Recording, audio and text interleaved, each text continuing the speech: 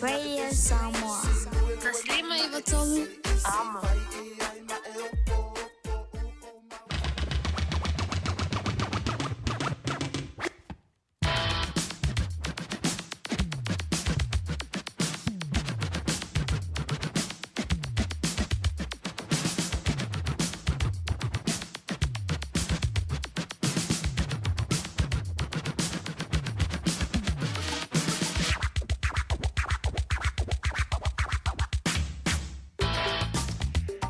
Lawa se antole tanto temia lo se fulu male lima minuto tane le se fulu male lua ila woli de la stoffi ja la fatta viti le onga wengo le de fo via so mi se le via so le moli le de ma si dan lo no no le tu sanga via le lo fo le tua one time to fisile fa fo e pu e o manu e le o pu e o mala ilo na lo fa malo da le o le fa se fu ma ya to e ma ya mai tanto umala vai to tonu le de la lo langi lo o to so fu ja, maar daar toe wel maar lo le voor le feva ja maar lo voor le on sai maar lo le tapuai ja maar lo voor le patti maar le po e fa maar lo an tu le de telinga ja tu tie per ele to ma tanga mail down ali la si le me for stimulating bantu ja lo daar toe ma tanga le vai la wo le to ona of fonga mo po se manu se le July 5 le fia na ni to tu fa wow a radio Samoa Tasilima Ivatolu a mo. Ja, talo si usau yalo ya to Singapore le divangola wuli vai ainga wa se malo si fa popo ile fa we know jutu ma faiva lo filima e pe nga pati ya lo to pa ia malo to malo le faiva ma lo fo ile fa malo lo si jutu ma wenga e pe ona nga pati ai le me faiona la loa fa tal fan tu ona pa ia le tua na fo ta penala na upu fola ja wala na la fuma moe ile fa ungo le fo i viaso ma no ya tu le talo ma lo le fa to pa anga ma sani le tanto wala le to ma tira ma tua o lo nisi o nai ma futo mo to mo to balao o nisi fo na anga yantu ja e ma tanga singasi ja fa talo fa to ya to Jumma tua ile te mino ia ile falma ile amatanga male yo fa ngol to sangan te nei mala amatanga le fo to sang ele usu i tae o uma ile e o ile falma ya o le mele ma nei ia ua maua koe ma ka wo e o maua ka wo o isi fo nga se ngasi ia maua koe ma ka wo o ana tu tausi mai ia ma le ko keleo o ali maka mai ka i kausi mai ma ali maka mai ka i fo ma e pe ia le ka ke fanga wenga i ul farma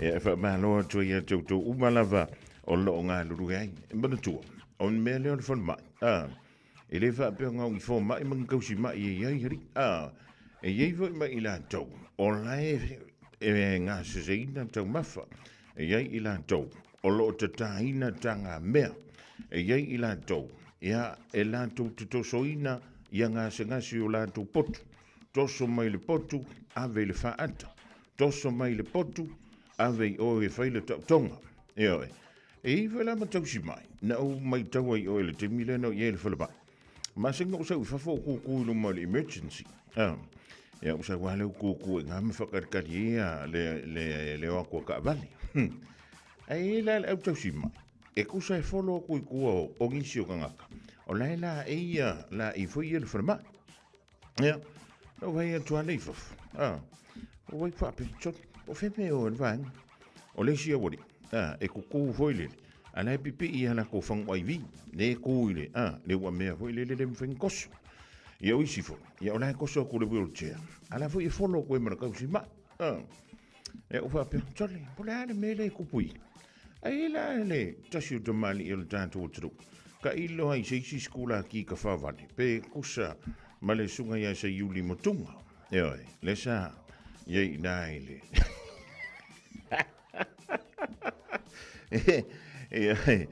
Ia, ka lo fai. Ia, aia foi. Le sa iei ngai le a foi. E nai le. Il whalema i le na foi vutau. Ia, o le meo ke akai. O leo mai o le vaenga le vavai. O whea kore, tali, o le mele pisi o kou le roi. Ia, e wha mai le kālaraka, soli. E ke loa lau vaenga ia, o lea mai i le whalemai. ai le mawhailang ko ngā la ko. Mawhak, ola le mea le ngā muri i pia i tau si mai i le vaenga le. Ai whamai. Se o le au vaenga ia. O lea e o mai fo ile e siaki o lantou ngase ngase. Ia e au fia i le tino ma le mafo fawhak. O la le mea le ngā muri i kau si mai. Whamai. Ia mantua whaila o lele i a kua kili a le fo mai. Ua mantua po le ala walu fia sau le whane ma le whanama. Se i vanga na ua sa ini le kili a le whanama. Ia futua ama whaile o na i sau i tunga. E ngā whakula, tali, ala me ki ngai fumu kau si mai kau wawa aile au vaenga. Whamai. Ia, o le kulanga ngai pe o ngai. O le tō tele o i la tau ia. Ele ia mai le kili a. Ia la so la mai e le whanama o mai e lafa. Fiu leo le whanama i sui. Ia la wale vanka whau kui kufuka koe o kufuka. Ia pe awa i ni mana o ngā fu i e mo miele o nanga tau soi fua mano loina. Ia. O le mea nā te wha maloa tua i a tau umalawa. Ia o le ngā lulu e ina i le whalaba. E le nganta i whalama i miro moa. Ia o ina i Waitakere, o ina i North Shore, au ki Landi o Waikato. Maso se whalama i lawa. Tono New Zealand ma tudo e mawha befo. Ia tātou whalama i sāmo. Mālo i hantou tole o nsa. E le se ngā luenga whaingofi. Ia o nisi o teimi e whaisi umi o i tu la. E umi i tu la e ngā lulu e o tau. Ia o le telefo o le teimi. E le ia se se waku wha māloa ki aki. Oi. Ia le la wau wha māloa koe ia o e langi vaengo la wauti. Nisi wha o fōma. Ki ngai. E whikosua i e le mai o se o ko inga le ho. Oi fwoi. O le wanga loa ia ure ngola o koe inga. O la o koe. Sai he inga le whalama. Au whakulai. Taule. Me e whalama. Mai. Kero. O aso la ura i kiki. O le hale mea sa kupu ia. Mai ke loa la o favorite. Kalungu sa mai sa moe ngengi sila. Whakulai. Mai. So sa o mea ai la vai whai. O ke kango mix whakasile mayonnaise ma le tomato sauce. O ngā loi e leo le kalo. O whak, e mawai kwaia o kōre meanga. O mai le ingo sauro i New Zealand mawai. Au le wha masangi e leo langa le mele masangi. O le mea wakupu, ua mawhia ia la toto. Ia ngāla, Wanua koe loka o kore wharema. E le sau mai e lue malolo, whaisanga, ka whaunga. Wala vanga lue e longa ola. Vai, whai ke kere meo neisi mara tomato sauce. E ke ia na ka whie o ka kore wharema. E mo ia voi le mawhia ke le lo. O le mea ngā kupu. O le wha masangi fua le mere masangi ai le ola. Tautai ai lava sama e a fe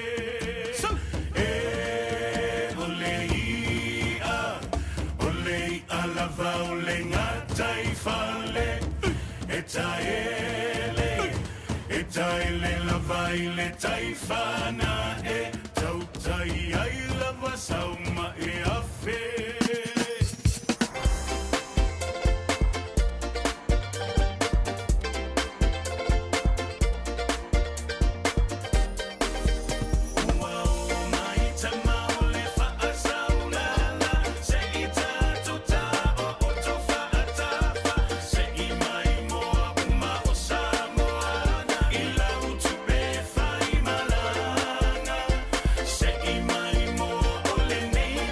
Tele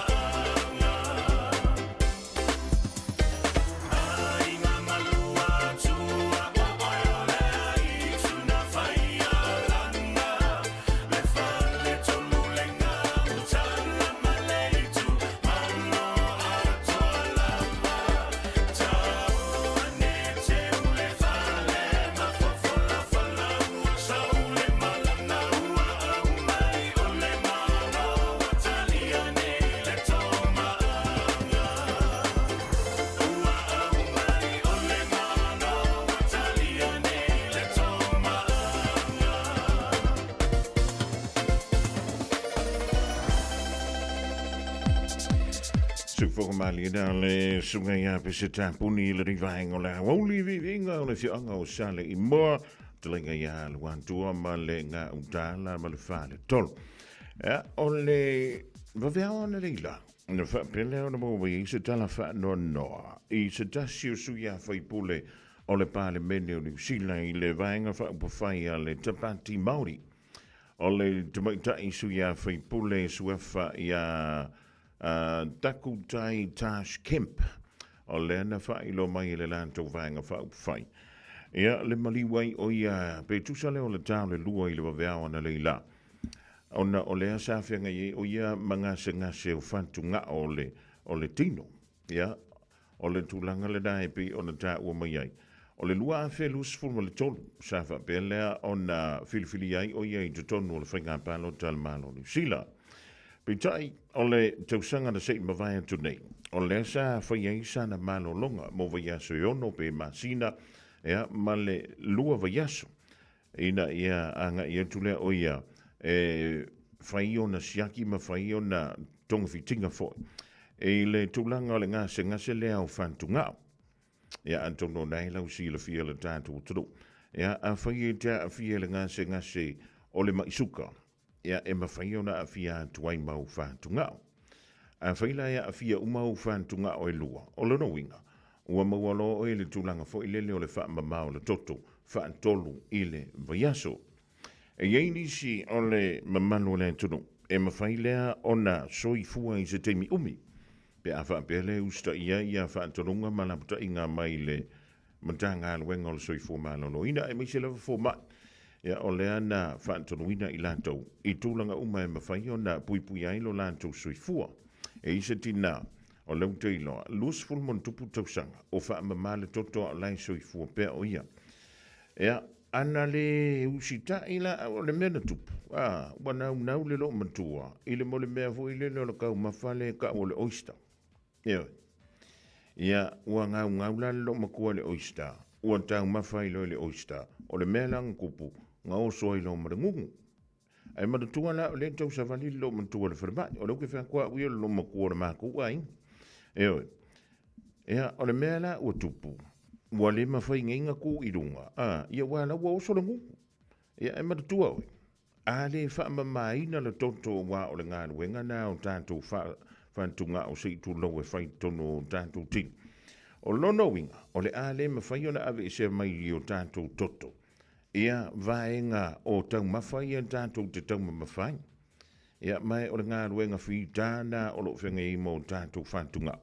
Lea lai o na avenisi o tangata. E wha mamao lātou toto I masini I te tonu o mautanga sengase. Ia o le mea lana tupu silo makuanga. Ko sawa ngau kele le me ka o le tau mawha mai le moana. Ai ua le nau tele. E halua wha mamale toto.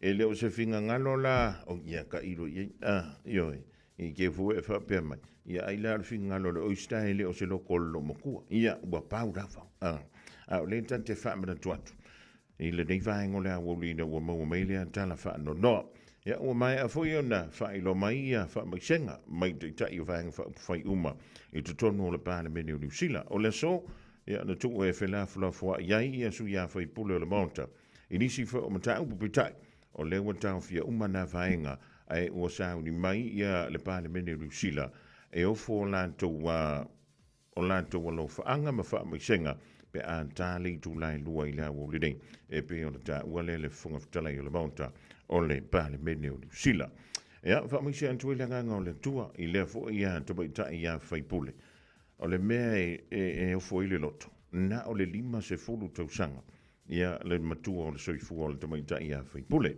O lona wingala, o le awa pelea o na whaiai fo I se isi whai ngā pālo ta lai titi, a lea I tū malo sa tū lai mai ai, ia lea tamaita ia fai pule.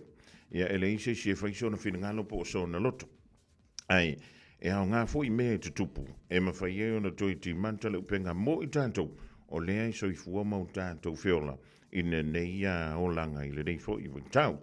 Ja, ele wawina se mtalanga se tala fantu le vanga le mau tome le divanga la verity ave fatili ya male aingola mau tome dai sini Australia Sacramento i California le mau tome ali pa Nicole wea wa yau fuala au su kamafo na Maria le sina to vai dai sini Ace Aken fa before ile usu ya alapati tonga ngai Nita Saulo mai ma Wellington o i malisine i Joita Roach Salano le ma to le divanga la o le tanto tua o le tina ya Utita Moa Sili ya fa before Immaculata Robertson Hideo Vainga ya male tofa ya vai malmalo yo pule pepe le na fa mara tuina na filo na onos futala o ilo na onos fulu tausanga soli ya amu ya eli vai eu ia ona wa apa fo i tui le nei vai tau le to ya ngai fuara wa me tau o le na me tau 129 televo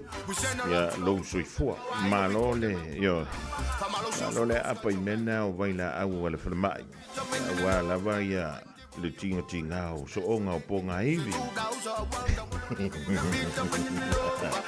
sunga le pulele o le tautua le tusi limited le so ya keni mose ke le lo po New Zealand po lai oile ile ai ngau sianga manga mea ye po la fo ka fa mai sa mo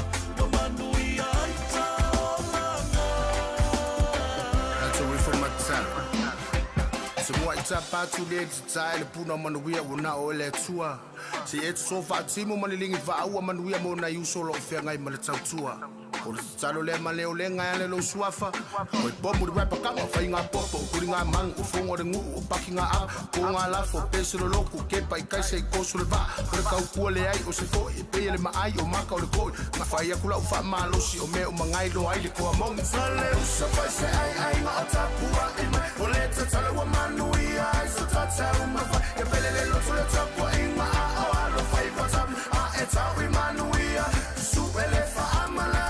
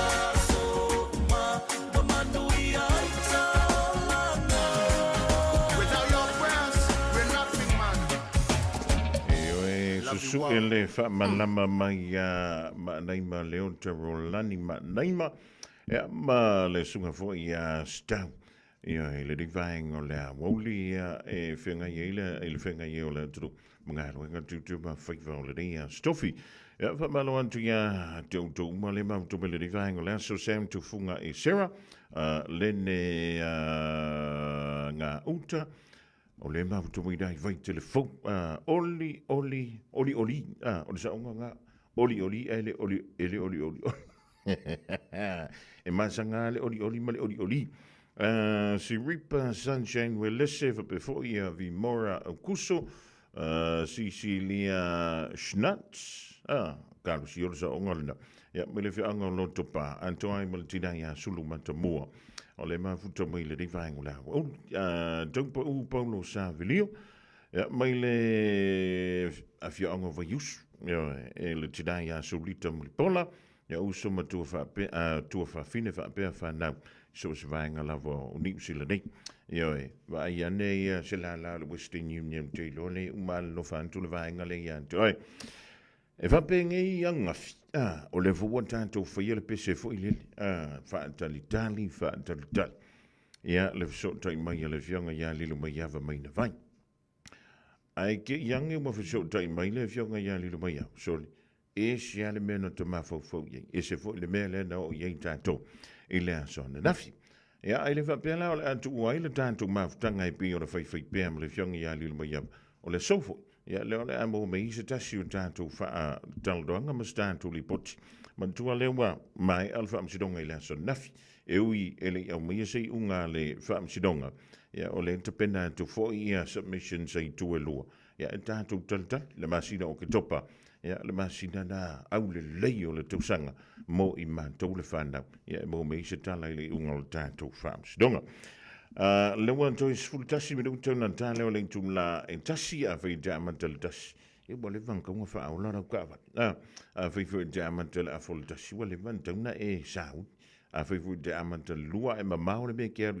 ye wo le van ko e ko mo sa le lua e li o le ma to mi sa mo ma lo fe le fa penalty se wi va tele e Canberra Australia mo to mo le ma wan tu ya sof Malo le ngā lue malo le whai whaiwa. Au ki lani, pa mo le whao ngā tatau le suawai. Ua whai ti munga nei lo le masani ai I masina o tea. Ua malo si tele le alo le vai le tātou a ai. Wha mo le whe sosori mai e alai le whai tia o lo whao ngā ina le vai I fafo ma le whale ta ele. Wha mo le whe sosori mai e alai le whai tia o lo whao ngā ina le vai I fafo ma le whale ta ele. O nei ngai o inga e lua o le a maua ai se ngatele. Wha whitai mo lo lango mai morisi fa mtalanga tanga yane I le watercare.co.nz Au tātou folau I teimi whaingatā o le soifuanga. O le ka for you o le afiso swani mo oe malou ainga I se sā tau maualalo. I le temi nei o loo maua le SUV a mata mai le vanu se fulu tala I le vaiaso. Iki apu a mata mai le na o le se lau 5 se fulu tala I le vaiaso. Ma tau te feso swani atu ia te oe malau paketi. Susu mai loa, talia so se laisene, New Zealand po o Samoa, ia iai se ngaluenga tu mau. Vili mai loa I le car for you, o valu se lau lua fitu, wha iwa ono malu. O valu se lau lua fitu, wha iwa ono malu.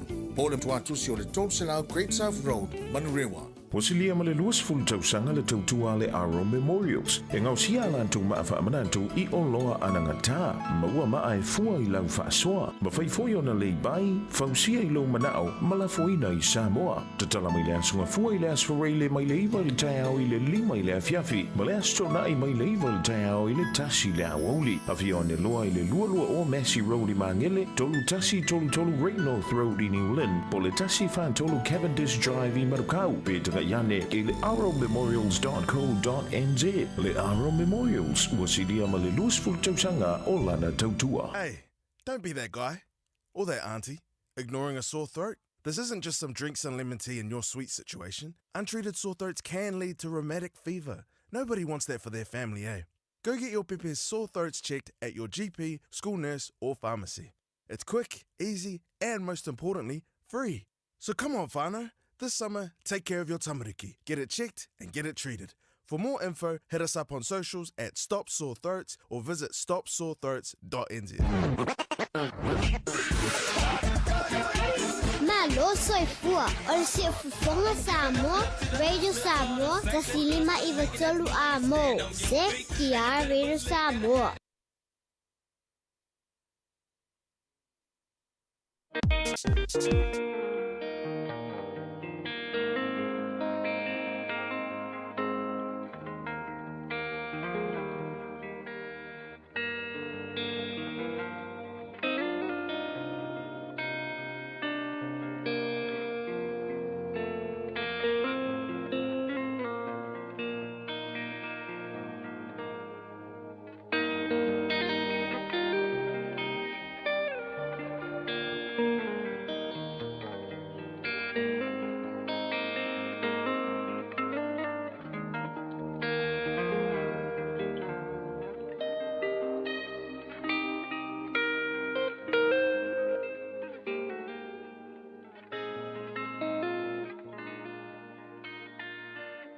Lui tau mo le aso.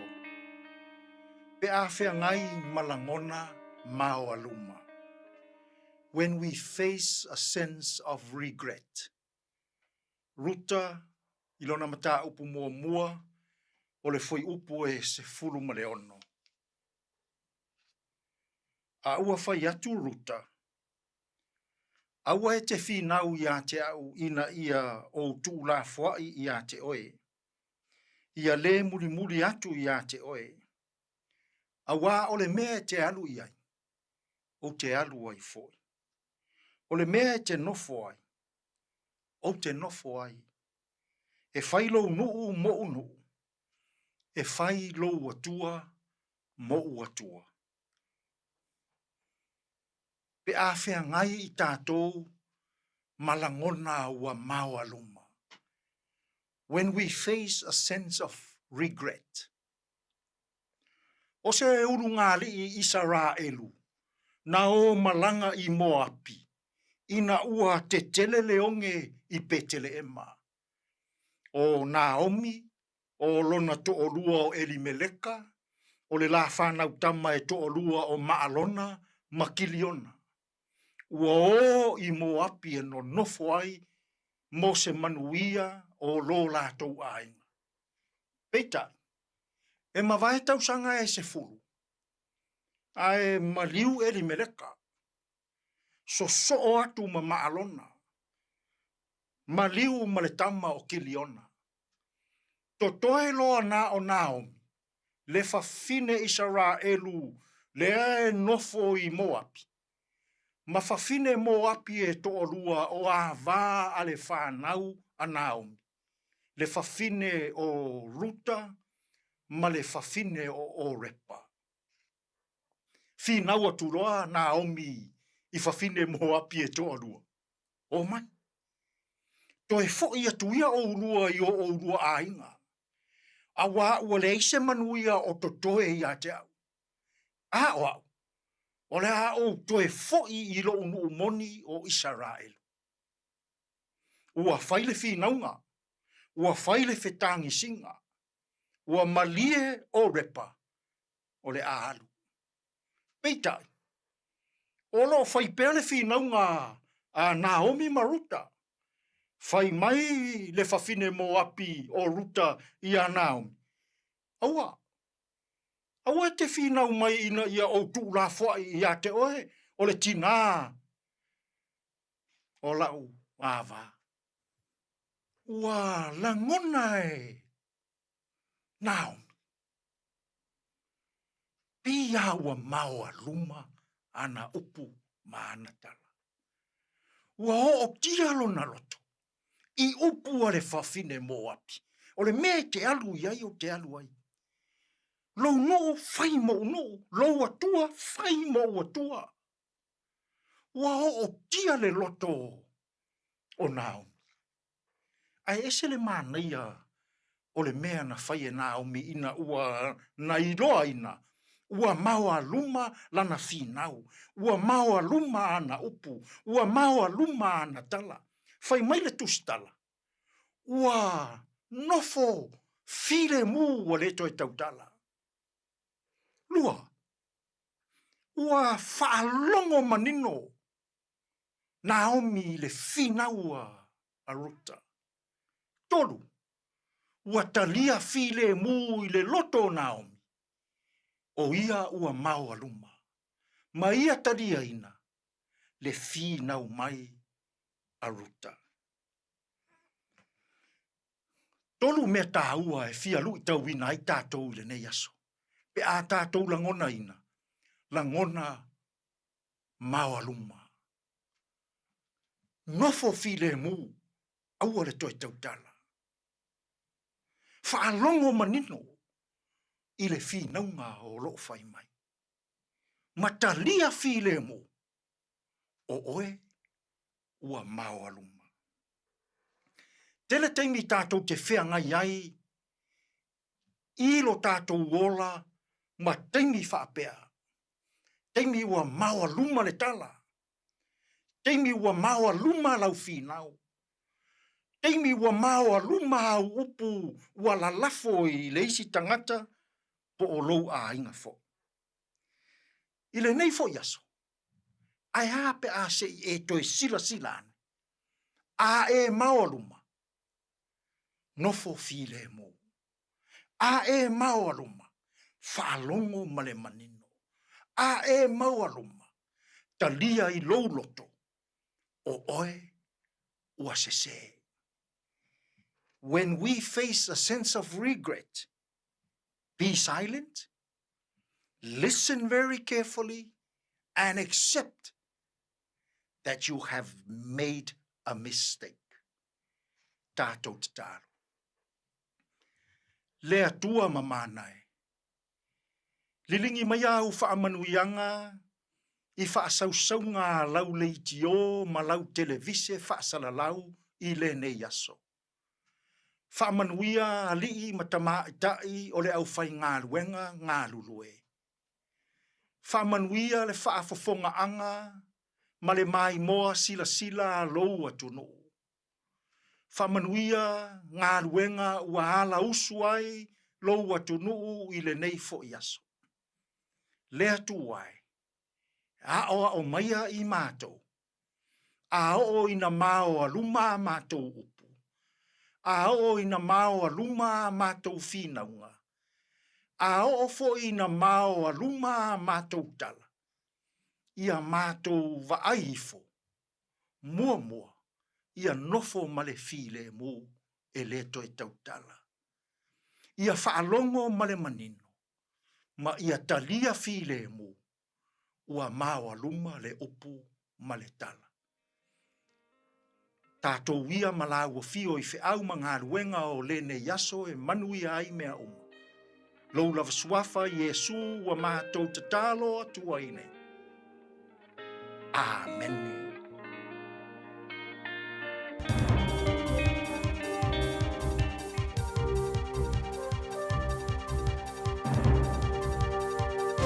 In this update, the Infrastructure Minister believes trans-government planning is possible. The Infrastructure Commission's released a 30-year draft plan outlining a need for long-term investment in roads and public buildings. Minister Chris Bishop says he believes no political party disagrees with the government's spending plan. I reckon there'll be a bit of debate between the Greens and National and things like that, but 80%, 90% of the pipeline we can agree on. Widespread sadness in Parliament over the death of first-term Te Pāti Māori MP Takutai Tash Kemp overnight. She had kidney disease. Green MP Te Ao Tuiono says this is devastating news for her whānau and Manurewa. This will hit the community pretty hard. The community will be really feeling it today. So my heart goes out to the community. I mean, I grew up there as well, so I know the marae really, really well. The House will sit at 2 to mark Kemp's death and then adjourn for the day as a mark of respect. It triggers a by-election in her Tamaki Makaurau seat. The way we switch and compare power companies is about to change. The Electricity Authority is ending its support for Consumer NZ's long-running Power Switch website this year in favour of a service using AI. Business reporter Michael Sergel says technology and creative studio Daylight will develop the platform. The authority says it wants consumers to be able to easily compare and switch plans and providers with a click of a button from any device. And it should be simple to buy power from multiple companies and sell power back to the grid. Consumer NZ says it's disappointed to lose funding, but is keen to see what the new service offers. James Bond has found his next director.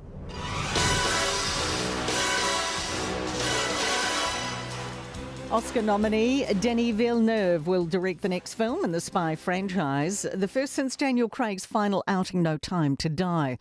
Villeneuve says the franchise is sacred territory and he's thrilled to bring 007 back to the big screen. And that's news. In sport, the NBA draft is underway and, as expected, an 18-year-old shooting guard from Duke University is the number one pick.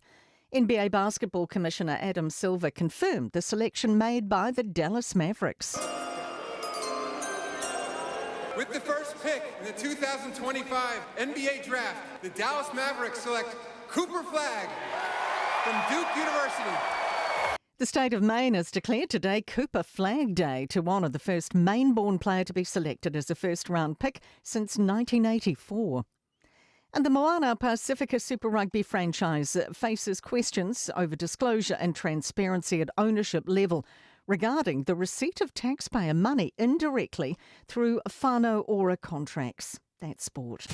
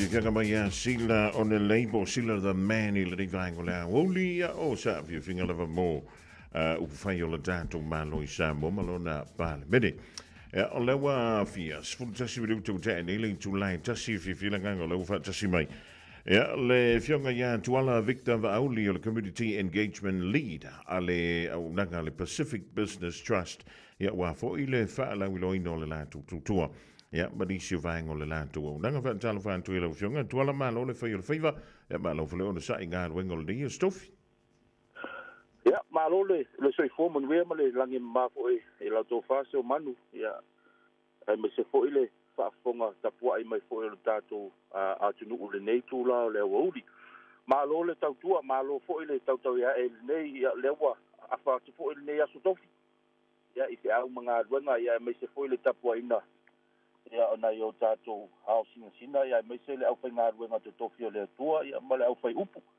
malo le so fua male langi male nei tu lao le wau tanto te fa tau fai malo tuala malo le ona sai malo ia le fa malo si foi tute ma fai valo filimo o tofi ia o fai umi o tanto vala tuala o a mai le nai tu vai sa le lava le sa nonga se manu o se ava no fa o nei o toi mo fo ile tato so tainga mai se ava no tato te nga lue fa ta se fo ma fa la ulo tu fo ile pa ia malo le tato tu nga lue nga lo fa pe nga lue fo ia le fa tonga le Pacific Business Trust nei I le ngata ia utilang ia ole o si fo va no o le tuo au te ro lo fa pe ona ia le au nanga le ofisa lo manuia me uma ia po ia na po si la pia ia la pa ba po ia nga wenga o le nei tau sanga fa tupe ia o le financial year lua fe lua lima ia ta pena po ile penga malanga le lua fe lua ono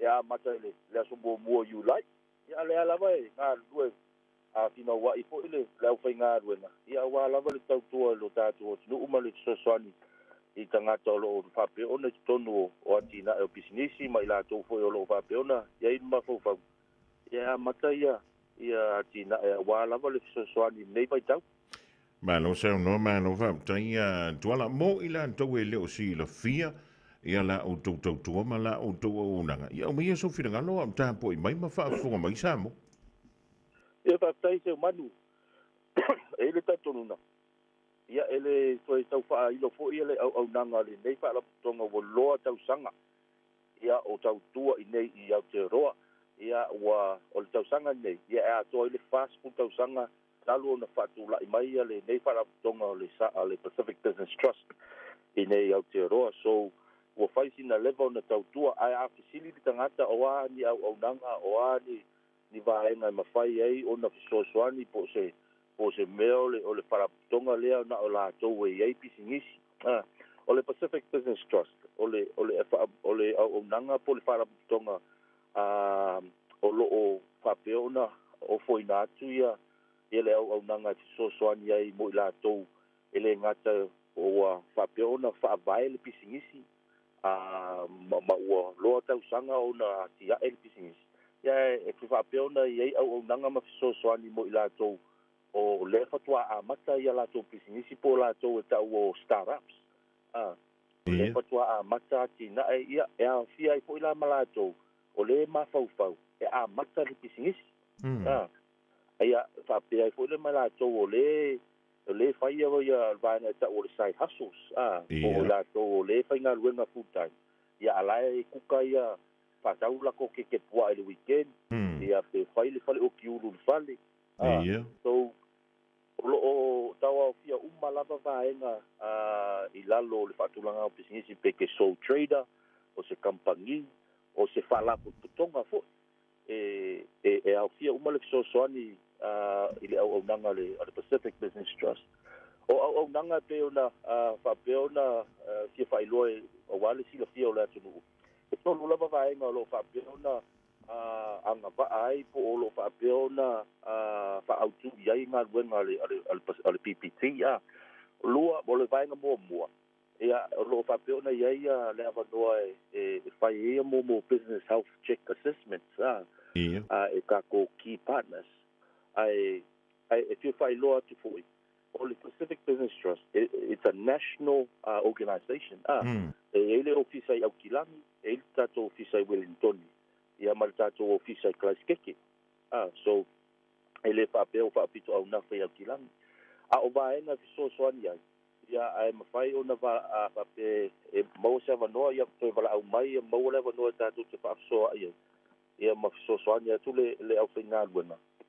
O le vaenga mua, maua le avanoa e watu ele to mai meo i tato business assessments, ia o na maua leo le avanoa e mawhai e o na fisosoani i vaenga tau investment fundings. Investment fundings ia e fisosoani ai le whaavaina po o vaenga e au ili al pisingisi. E mawhai o ngā fund i le funding lea. Ia o lo whapeo na whaanga solo fo ia tato workshops ia e patino lava i mea tau fundamental businessi. Pa pe feo na whai le plan, pa pe feo na whai le financial plans, o business forecasting financial plans. Ia o isi vaenga, besi vaenga i e whai ala ko kongkalaki whauwhali. Ia o lo o iaia tato amanoe whai tato workshops around i mene o health and safeties, o le whangai o ingo businessi, ia o le tender, o bids ma tenders, o le whaafean kusi ia tenders ma tulanga whapena. Ia o lo whapea po ina whai a networking events. E lo whapea na whaati ino i tono tato ofisa kako networking events. Ia e fiso soani lea e invite kako au whai pisingi au mai. Lato te fiso ta ima lato minko ko ima ma miti isi tata whai pisingi ai mese lava i company te keli. So, o nanga umanei. O le wha moe au tua se o manu ma le wha konga mai fo le tātou atu nuu. Ina ia maua le avanoa e ati a e masi tia ia au nanga o tātou tātou whai pisingi. So, apa pela le te whalongolongo mai o oio se tātou whai pisingi whakwa a maka i tau sanga le ntea. Ia o le whatua a mata fo. Ia, wala au mai, o lo o iei avanoa. E lo o iei avanoa e mawhai una watu whautuanga. Ia watu foi au wala e mawhai e ona ke sosoani ai le atina ingo tātou business. So au foi mai sa ulolo in the cargo le vai aso le ntea. E se le mau e o le atina e o tātou Pasifika i lalo i in the cargo. Sa mau le avanoa e whenua e foi manisio i lātou ia o loo tauati ai i lātou foi o loo whapeona le skala pisingisi maua amata. Te leo tātou tangata sa mātou wheloan. Ia o i lātou na malanga mai le kota, ia po i lātou fo i o loo mai le ngaruenga whawaitaini. Lau a whai a lātou tamai pisingisi, vai lele sosoani el tupe mau. Ioi. La lua o i lātou i no mai le ngaruenga whawaitaini. Ia le no o la ana o atu fo i le whaalongo longo, ia mo a fo isinga sosoani a koe fo i Samoa. Ia laua i isinga ko mai ma singa nga vae e koe e whaakingo i pisingi sa mo a o tātou tangata sa mātou whelo. E tō te leo i lātou ia o lātou sa o mai le kota ia sa whaili pari sui i sa mo. Ia alua sau nei. E tā ua ale malama i tū la fono ia o vaenga te tau o na comply ia tātou tangata. Ia o mpeo vaenga na mātou te whaamanino ma whaamama i o tū la fono lea o le mele tongi o lau tax.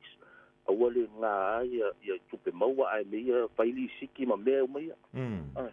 Ia, so, o masina o atoa nei ia le waru masina o ngā kalunga o malanga i sa o Palmerston North, o latu i Melbourne, ia o alu whangarei. Ia o whamoe moea, ina ia o ole au nanga. Ia o ole au nanga i mea lo o whapeo o na nofo ai mata ape o tātou tangata. So, le ngatalanga o Samoa, ia o fiti ia kaka Pasifika lava lo o hapeona ave ia le au nanga. Ale wha moe ia sitia te mau ainga, sitia tinai. Ma ia se sustainability o tātou whai business. E peo le, o se so atu na neitu la le o uli, a se man. Malo whautai malo sau no tuala o te lo le sivaenga e tofu ama tau mo le fisili. O le ase awala whaingo fie mwhaioro so ta ia tuai wa le wata nofo ni mau ta whapea. Ia o le mo se fan foi lele kau whaaki ngoi me ia ka ke mawhauwhau ia lele se kupe au. Ia. E whaftai se manu. O lo ava noa le tātou numero le obaru se lau. Obaru se lau, lua valu, fitu lima, lua ono. o valu se lau lua valu fitu lima lua ono ia valaau mai o le numero valaau fua na ia ma faile le stala ia na mo leo le avanoa e fai fa'atatanoaga ma tatou kakou business partners ia ua ia le tomai ia ma le agava'a ia mafai no soasoani atu ai ia a fa'apea fo'i o lē te e fia talanoa mai ia te a'u ia ona valaau mai le olu atasi fitu fātolu lua fāvalu o le olu atasi fitu fā tolu lua fāvalu ia ona mo le vanoa e vai ona soasoani atu ai fo'i inisio vaega e tele pokalame se umanu ia e pea ona fai atu se tala o le ua mae'a ia le tala o le tausaga fa'agaluega a le tatou malōlua felualima a o le masina fou ia iulai ia o le la toe amata i le tele o isi galuega ma pokalame ia e lelei ia la le amata ia alaua maua le avanoa e le skala i tatou tagata e auai i senigā ma o'oga ia e amata ia tatou pisigisi ma lo sa doa tuala le vaengo la o le wa to tele la to u sili mai e fie so ta yatu ia le la to want to ele ta to numera ia mi se foi fa mtalanga lungo le ta to website ia ai to lungo mai so fi galo muli ele ta to filo inga le so e mole tu la nga fa tai se manu ia po pulenga le ta to radio sa mo no mo i lava wa paisina leva ona le to mo so tai ia a pe wo mo sile la o mo tai mi le tua ta to so tai ia ona fo ia ia ta to nunga o le a ta to te ia i lava le fangata o le tama a inga o le ta to wa no ia ai e se le mata ngo fie male fo no le me si ti o le tama a inga fo yo ta to ta te sa ili malo i le fa vai no la to business pe le titi ale pisingisi po pe fai le fale ke po ai le fale o kiulu ia pe o la fa ka upa pa kiu mai le fale e ma e sele e manga ia ai ia le e le si ske po lunga a po malais lo a fa mau ku mo lo meu e sele a fa pe o le fai le side hustle o le fixe laule mo le vai aso ai imagine la a formalize le mea legalize e tapole ta fa mo kula i senge fai mo mea uma inga ia mafai e onga i loa ka ngaka ma si kier ko mai le business ai pe o se tala tu na lo abanoa le tato ofisa nei Penrose mo i lato lo fa pe ona nei au kilangi ia Wellington ma Christchurch ia lo fa pe ona mau le avanoa e tatou ofisa ia mafai ona watu soasoani ia o le afa'apea lava ona tatou felogoa'i pea se umanu i tatou workshops ma tatou networking events e invite le kako community e o mai e fa'alogologo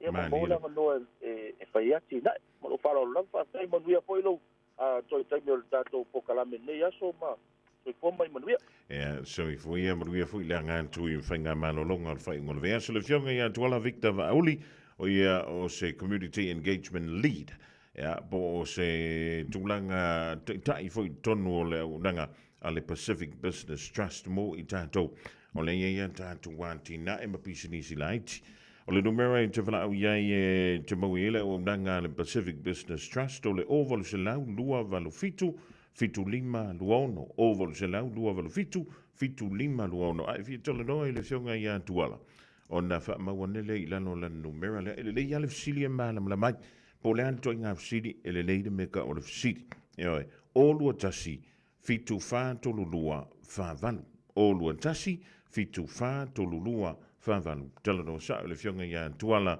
Victor Mauli o le suina ia mai le tautomala unanga na ale Pacific Business Trust o le walus fulima minute o te anele tu la e tas na lo fa Samoa wa ule ne yo kas futialu a wal suia le ngila wa le kio a eva mai ina se fulu lima iva kolu a mo Radio Samoa bevela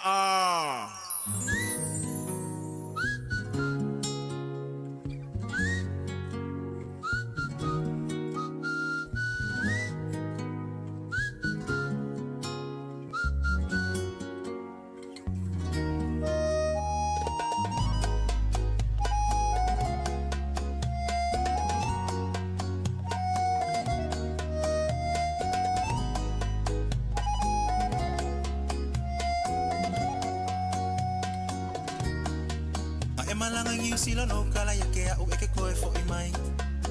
Ama wana ko kongi vai aso kai kasi ma eka ngela fo mai. Ka fa ama vai songi aku songi mai ma ese bye bye.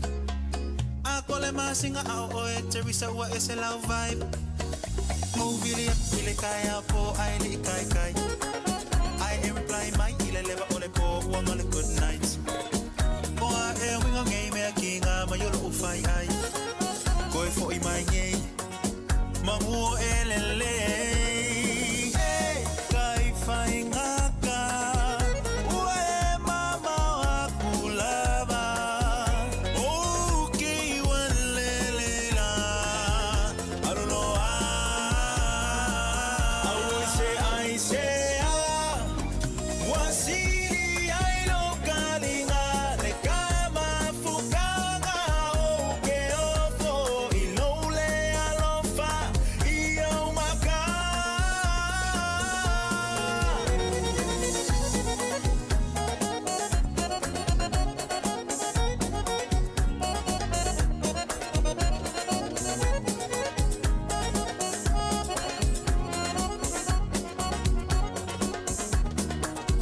Ma efai mai ike fa amai kai me okele if you're right. Ole mafua anga kongole likeli sanga omusukele ai. Posta ko story nga ono maka maka ekele feel like. Fai mai nga ke pisi ai over ai kusunga nga ke online. Hey, kai fai nga ka. Ue mama akulaba. Okay, walele la. I don't know how. I say ah. Wasili ai lo kalinga le kama fukanga oke ofo inole alofa iyo maka. Kelisa, ofenga yelo mafofa. Ke faya kuanga yesa ofisa. O levanga ulele yako kakfafsanga yesi ekala mo sa o mayako la mele kupu ile vale. Afayo sisi ukeleke ya ikaukala sa o mai. Mai lolo fifa kalikali ya kwa kele ya ngomai. Umakula walofa ona umalo si umakula life. Uma o wilongi ekelelele. Eh, kai fai ngaka. Waile fama ongilava. Okay, walele fa. Soy fua. I say ah. Wasili ai lo kalinga le kama fukanga oke ofo ilole alofa iyo maka. I say ah. Wasili ai lo kalinga le kama fukanga oke ofo ilole alofa iyo maka. Le Tamalo Romeo Sabbath, Marabesi and Teresa Lin Saulatonga Apu, Epolatonga, Molipolatonga Bear. To my Yamalaka God wing of fire by Tammy Silama Australia, Malole on the side, Solomon Alassi, Malana Tamba, Ole Boy, so is a Mafamalama, Manu, Martimu, my Masavili, de Yaoni. Faasilsilanga tāua. Wa taunui whanua o lo fōmola tātou whalawaloa o le e Veni Pacific New Zealand I au kilani nei. Mawala e dopa tamaitai. Ia e maukingo fo I lava le vinga o papa I songa a lo o fō. So mai I le e Veni Pacific New Zealand store. Mai le asonga fuanga I le stonai. Se fulu I le taia wanga I le ono I le fiafi. Tua tusi o le tasi John Galter Drive, Auckland Airport. Whaapsanga I tonu lava ma le KFC. Au tawhane o le warehouse I le shopping centre. A le malai valele. E Veni Pacific New Zealand store. A fio mai loa Samoa. O le wha atoa uma o tātou tui pui pui o le COVID te tau ona whai. O se au wala I tau sia le lei ai tātou. O tātou tua a mātutua. Mai e pele I ai tātou. E pipisi le COVID le vau tangata. Lea e ono a whai na ai tātou uma I a wala ese ese. o nisi tangata e siri atu na tinga aina nai lo isi. Mo le puipuia o oe mai se mai onga e whautua ina le whai ora tui puipuia o kua viti mo tangata uma ua 5 tau sanga malunga atu. E le ai se tutongi, mai ma whai o na whai pea uma le ono maasina talo o na whai lo tui puipuia lata mai o kua viti. Pena e maua fo e wha mai. Mo le whatonu ina o sau awa noa po le fia maua o nisi whamatalanga. Whawhatsotai i lau fo mai po le whale talawai. Pete tanga i le bookmyvaccine.nz. Matau te whaia ni fo aroi le aso lava e te fio mai ai i le Shine Dental. Ai e iai inga whaapitoa. Matau te salia le Afterpay, Zip, Q Cards, whaapea wins quotes i le Shine Dental. E whaia fua whatalanoanga mai le ACC i le Shine Dental. Le aise tongi mo whanau i le bao le se furulua i le se furuwalu tusanga i le Shine Dental. Talano mai le tongi no le whainga o nifo e whaunga ai le Zip, Smile Now, Pay Later. Le aise tului i le Shine Dental. A fio mai le 575 Great South Road manukau pe wala au le lua fitu ono fafa. Lua fitu ono fafa mo le Shine Dental. O le Casa Beds and Appliances, o le tali o mana onga, i o loe whaatotonga ilo mauta, ini tau le lei, toi anangata, e mawai moenga ngā o si tutona New Zealand, wha apea se tino fōa le potumalo lo, lau ai manofoa, TV, la au pese, usa aisa, masini tā lava, telefoni fe aveai, maisi. A whiu ane loa i le 555 Great North Road o tau, po le tolo fituiva Great North Road i Henderson, le Casa Beds and Appliances, telefoni o valu se lau, lua 555 o valu se lau, lua 555. Talofa Samoa, o Ateshna Ryan, o le Licensed Immigration Advisor mo le Auckland South Immigration Consultants. E visosoani mo so se tu ai ngā visa e malanga mai New Zealand po Australia. Telefoni mai nei loa i le o valu o tasi o no valu wha fitulua. Po le olua tasi o no valu fitulua tolu o. Radio Samoa, tasi mai vatolu. Amo. Radio Samoa, tasi mai vatolu. Amo.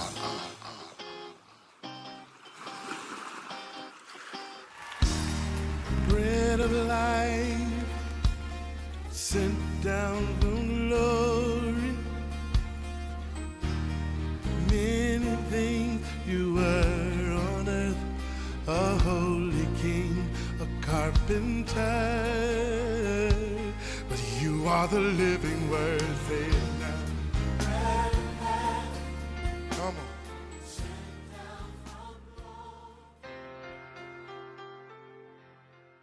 O te whatalo whatfoi tātou atunu uile, nei fo yaso le tātou polkalame o le a reto leola, ma lor so I fua manuia le tātou atunu. Salamu e fitu sifuru tolu, al whai upule sifuru valu e whapea, e moni lava na e tuina atu I lātou I mea masese, na e wha pa uina atu I lātou I mea wha tāfunaina. Ale upu mo o ile asule nei whapea, wha ai tete I mea o ala masese, wha ai tete I ala masese. O ala masese, e ala fo e se mo fie se ala masese. O le ala le uta ue le tuspa ia, ua tuina atu le tua I tangata fo I loto maa. O inga keimi fo le tama fo ia ua fiu le tua, le angango le tua e tau mawhai atu la vea ia te ia, ai whai la valo na loto. Le mela e kupu e uina alu ese ia le fautuanga le tua, ma le angango le tua, ma le tangata, ai tuina atu loa o ia, I mengei e ta ua, o ala masese. Alu winga la po ngā kula, me leo le ala masese, pe fai tau il tusine. O le me fai lea ua e fai ai loa le mesese, fa pea o e lae okay, ua e a ngā ia kusia la fo le loa ma ngā kula ele lei, ai le loa, o ngā eke a ngā ia kui le fa tafunaina. Fai mai nisi tangata kai peo le me fai le o le kangaka fai le o lea ua ngā fai le anga sala, ai ua ngā le kilangona ina, leo ngaonga o le anga sala. O le aise fai ngata e fai ai le anga sala, ua sua malia I longa loko, le mea le ua fai, e dangerous ke le la le mea, pe a fai, e ke o I le tūranga fai pe na fai te inga pe o Farao ngā wha maa alo na loto, fai a koe ai le tua e wha maa, ngai ulawa inga kangolo le tua, kala kusapa I fai mai, ua wha maa aina e le tua.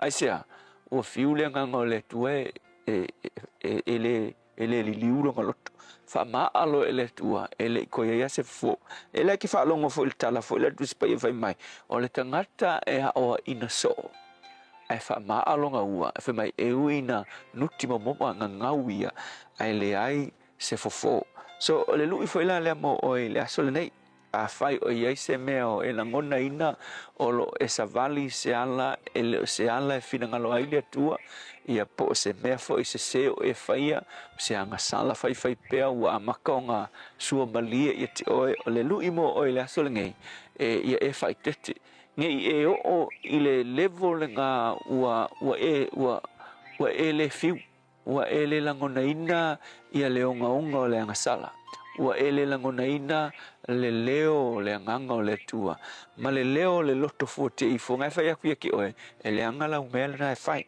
le la fai mai kala la kuspaia ua fai mai ina ua alu le fai salamo i le falsa i le malu nga ia i loa i lea le mafuanga e ola le lei kanga ka whapenga kama fo ie ami o le anga tangata fai le anga sala fai o lako loko e kunga le fai salam la e ola le leia le langa fasiri lo fe mai le tu la e me fa pengi kanga fa mai lo la tal inga ualu le fale o iova o nga fa singo ku le ma fa ku le tu ya ke ia le mele ku fa mai kala le tu vai awe ki fa meu awe ki ka fu li kanga ya la nga sala ala fai pele a la ai ku la e ola le lei le nga o tu ina tu ila to ia la masese e fai la singo nga melnga pe a fai e ku wa kwele tua ia ke oe ia la masese me voi le o sua malie la me le anga ma le mesese nga ke fai wa ele ai se koe fo yese o le ai se salamo o le ai se la ngone ke fa pe fai ele anga la me le fai ke lo fe marka ku spai e fa fu sei ona fa ta funa ina ila to mo o le asul ngai ai se me e ui e fa pena kango ku ye le food stop kango ku ye le taufi ai mangu e ke le io i le ala masese awa ke o lo ile ala masese lo no vinga o step back le tua mai ke oe ai ku akuro o ke alu a fa pe o nga ke okay ele lo o le punga i uruma e ke ngoko ai ma le ai se fo a fai o e mawale la ngona nga ki fa longo ku pe ke lo sa loko ele o sa ngonga le anga le ngonga nga o le ngona le lei nga e won bala pata ye te oe e ka ofi nga a suilo wala e a o ia ile no fo le tua ye te oe le tua ai ai lava se tasi o fa longo le nei a fe au le nei aso na te lo e se me o fai pe le tu sa malo fina nga lo e la pata ye te ia e fai se fo ai le io o ile ala masese fa fita Yesu amen.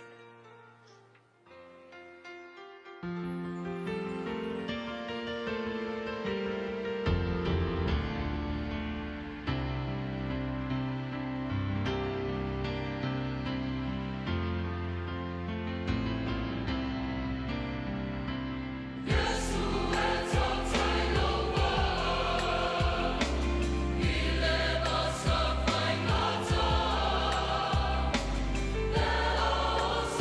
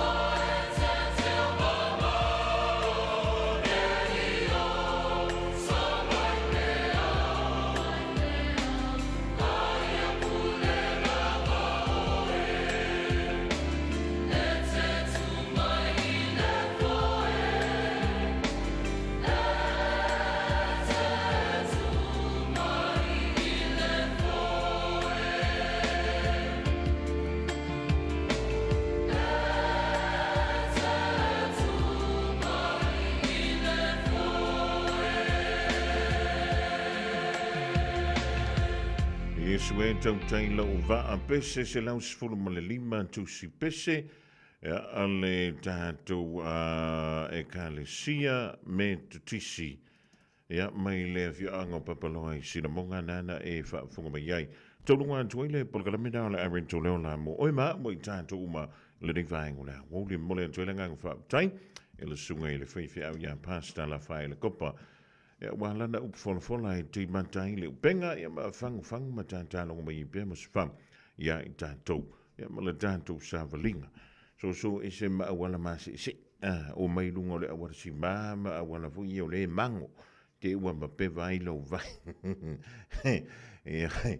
ia ona te le ai leo le vale tonu o le manu lu mai le tau tonu ni sila to e sfulu ono mdu tonu tale o le tulai lua tale lua tala I vai fanua. Whaasilsilanga tā ua. Wa tau nui whanua o lo fau mo le tātou whalawaloa o le Eveni Pacific New Zealand I au kilani nei. Mawala e dopa tamaitai. Ia e maukingo fo I lava le vinga o papa I songa a loa fau. So mai I le Eveni Pacific New Zealand store. Mai le asonga fuanga I le stonai. Se fulu I le taia wanga I le ono I le afiafi. Tu atusi o le tasi John Galter Drive, Auckland Airport. Whaapsanga I tonu lava ma le KFC. Au tawhane o le warehouse I le shopping centre. A le malai valele. Eveni Pacific New Zealand store a fio mai loa Samoa. Le Decor Cakes. Ua ono sfulu tausanga talu o na tatala fai tutoa. Ma tautua I fai poiponga, aso soifua, whauunga, ma so o se wha moe moe. O keke uma, e tuu whai tasia ma le wha mahoni. Ma tau te au au na atu I au mana o ngā wha apitoa. A wali tu ai ngā keke molo wha moe moe. Vili mai e tala noa ma le au whaingaluenga lau fofonga fia. E le ai se mea mātou te le mawhaia. Susu mai I le Decor Cakes, se fulu wha Queen Street, o Tahu, pevili mai I le lua fitu ono fitu ono, lua fitu ono fitu ono. Talofa Samoa o eni ma le whare tāwale la wiloa le Oracle Autos Limited. Fia whala wilo ato mātou tāwale o lo whalumia le mātou la lai Penrose e mwhaina e filifili mai ai. A le aiso lai sene mwhaina mātou whangaina le passport o a iainga I le leilau ngā luenga le leilau tongi e tālafu. Talia umai mātou so se ngā luenga casual part-time o wātu ma le whamasina. Ai whamaniaina le finance o le ama wātu ni so whamanianga. Full voucher 5 selau tāla ma le refill 5 selau. Whafsota e mai eni le olu atasi o whaono. Pawhatasi lua pe te suma ni mātou officer autu, fitulua tasi, fitulua 5, Grace Health Road, Penrose. O oios tangata whai businessi, po o iei sau fuafuanga e amata sau businessi. O le Pacific Business Trust, o se whaalapuru tonga, e langolango ina mwhautua so se businessi tangata Pacifica te tonu New Zealand. E mawhai ona tu ina atu le tautua, male au nanga e au no mas te tongi. Mo I lato o lo tau whaatu se businessi fau, ato fo I mai lato o lo fia si tia na tina ina o le businessi. E tele ne awala, e mawhai ona tu ina tuaile au nanga male tautua I businessi. E pe o whautuanga whaapito mo ilo longa mo businessi, business assessment, fatu peina lea o se atina e mole business investment funding. E whaia fo ia o onga ma seminar business workshop o networking events. A wala vrasi tion to mai mauna ia pele whaale leo atina e a tatu tangata whai businessi. A whaio lo tau sa Elisef Soswani e ori tangata whai businessi. Aua lono whai. Avala au lea whionga ia tuala Victor Auni Mosef Soswani. I le telefoni o lua tasi fitu, whaatoro lua whavalu. Po le telefoni le eise tongi o Varselau, lua waru fitu, fitu 5 lua ono. Pe te hanga ilunga o le pengata whailangi website i le www.pacificbusiness.co.nz Marisi Talai. Tātou ngāru lua whatasi e ati na e pisinisi mo se luma na I marui o tātou tangata. Tasi 5 I watolu amo. Radio Samoa. Sutonu miru tonu na tala o le July lua nisi leo tātou whaalinga ma whaasilsilanga leo tonu bailo fisa o le Radio Samoa wala wale longu pui le o lau taupa ia ma lau tomu malu nisi o wha mamoe wha tonu wina I le whai unga o le rive aso ma le nei fo I masina o Iuni ua tulata I na maea.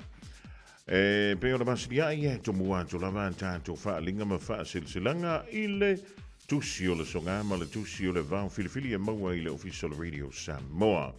A wade ngalo sa lo minga o le tusi o le songa antoa I ma le lo minga o le vau filifili e maua I whaalopenga o Samoa I se sifo tutuila ma marua o nisi o talatu o Samoa o alanga upu o le matafa I o le matai I le whainga o whaalawe pe o whai puiponga ma liu le osi o singa o ainga whesila whainga o Paolo o si whaaloalo whaalangingo e kālesia ma le tele o le ngangana o whaalolonga e na o le fitu se fulu tāna le tau Na lo official radio Samoa le tolu pa tolu no Humble Avenue Manukau e maua tuai saulo minga.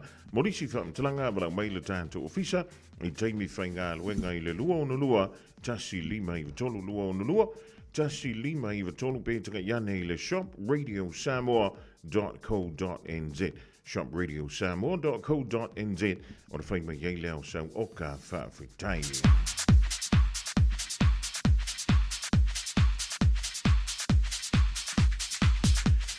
O le whaasilasilanga mo i rātou uma na tupunga mai a talataina nofo maui mai tua tu inga mala talataina.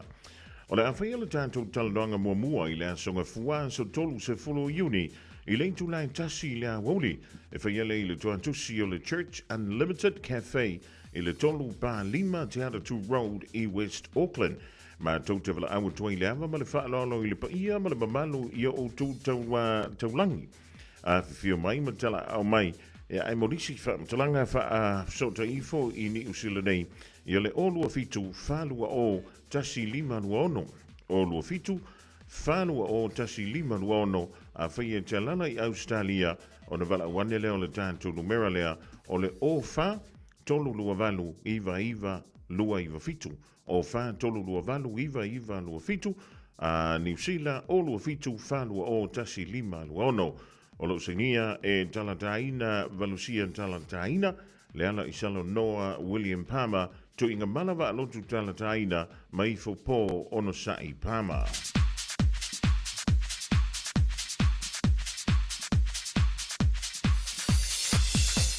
O le whaasilanga mole a inga sa lua fau. E mua mātou whaatulau lau whaafungaanga Samoa ai maise upa ia mau mamalu wha le malo, mamalu wha le antanuu, mau mamalu wha atala le lei, e le ngafa tauli mai nei se mātou wha mtalanga, a wai tu mau pia mai le amatanga e o le ngātaanga. Tulau na lava. A ile awa tele ma le wha alolo e wha amarato tuai le ainga sa lua fau I le pitonu o tāwhito I māngiangi, ai maise paola mangafa e manu eisi o mātou ainga, la tātou mafutanga, e pe ora masania I le aso lusfulu valu iuni lua whelurima e whaiale le I tulai lua e le mauta le fionga le teite I fono e le se fulu wha pe salo plate o tara wha mo le mole mana tua maila ula fonga e pe ora masania I e mo sau plate mo se tātou I puti mo lea fiafi mo risi wha mtalanga wha so te iane I le olua tasi o valu o ono no tasi fitu valu olua tasi o valu o ono no tasi fitu valu ya fa tangelo senia le te fono male la bla fono ale mafutanga le ainga sa lu fau I le pitolo o ta fito I mangiangi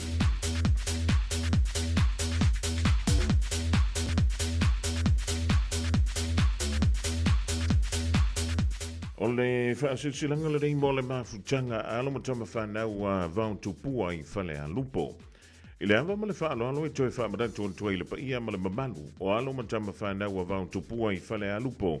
O le anto e whaia le tātou whono I le stona I nei a so lus fulvalu iuni I leitu lai se fululua I da wauli. Whaia le no whanga masani o le lua se fulu pa lua West Hall Street I West Coast I Glen Eden. O le talo malenga nga maulano I tala au mai tātou te mafuta I le aso I le lofo le tua. Maratua mai lau la fonga a wale wha moe e peiona a tofaina. O se fsoswani a wale fausia o le malu fau o le kālesia wha potupotonga Kirisiano Samoa le whaka sa I vau tupua I whale a lupo. Sei niele nei wha silsilanga e le wha antama I a pasta la mostele pui mai male ofisa e morisi wha amtalanga wha so te iane I a le whailau tusi I le olua tasi olua ono iva luono luono olua tasi Olu ono, iva luono, whawhitai. Male tanto whaalinga muli. Whaalinga muli o le dei vaenga le aso mafutanga, so whaatasi a whaiwhi au sa moa. Ia, o le kau whai ko le whaasisilanga u koe vai kolo. E le o la wale, vanga umarifongo wanga le la le tai au. Ia, Maria, Saria for might belong for me. Kana li siro maku. Ia, o le wa toi fitu bi de tona tale o le tula e lua tale lua e fa fonga e se fa poponga tala I vai fa lua ngana Samoa.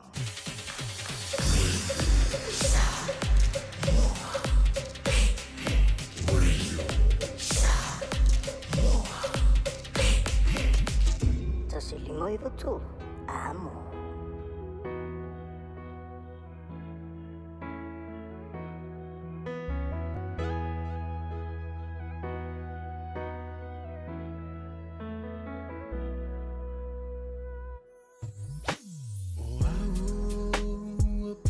Ai olala wa o mai lo fa anu noa o ma fa na tu pupe so una vai lo putino talai oi songa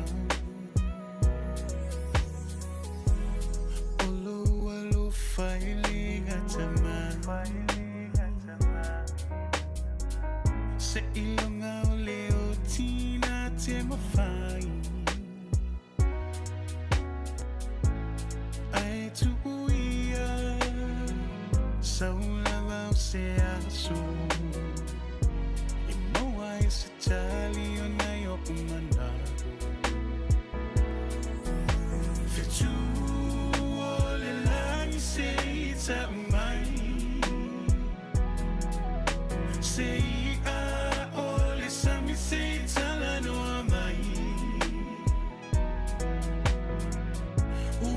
sole la saule poni sa ualilo tu ai o folina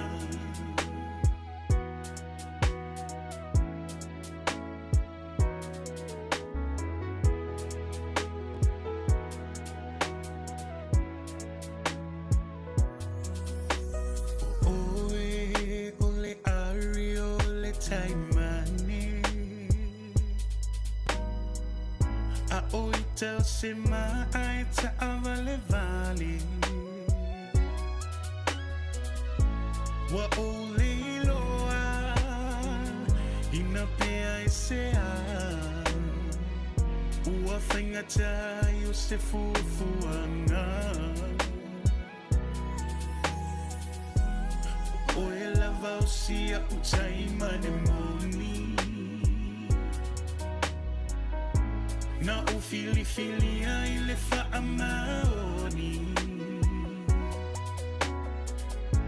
malo utali tonu o laula vasa eli ai leva me ona mai long kelly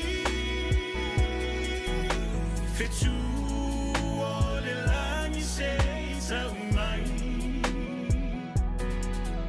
sei say talano mai uang tole la saule poni sa ualilo tu ai o folina fetu ole langi say ta mai say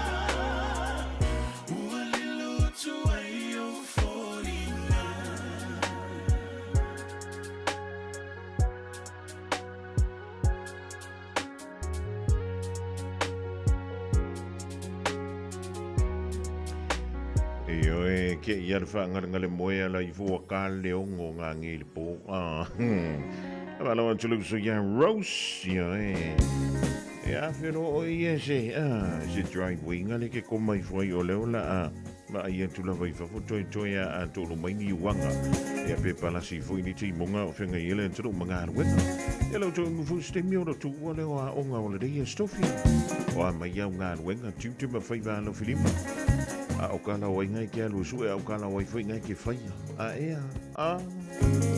Oka oka la uhani, o la uani pa sili sili o te patu saina.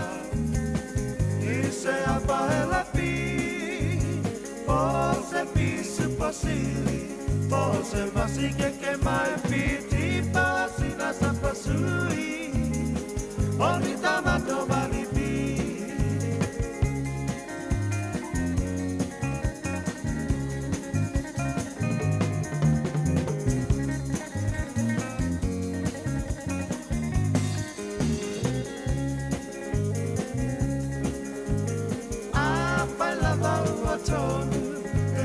Tonu lau pinangalo tapa ai poipo avane ile malo ele anga ole tatua etele ai ole ti akolo pe basa pepe ole po.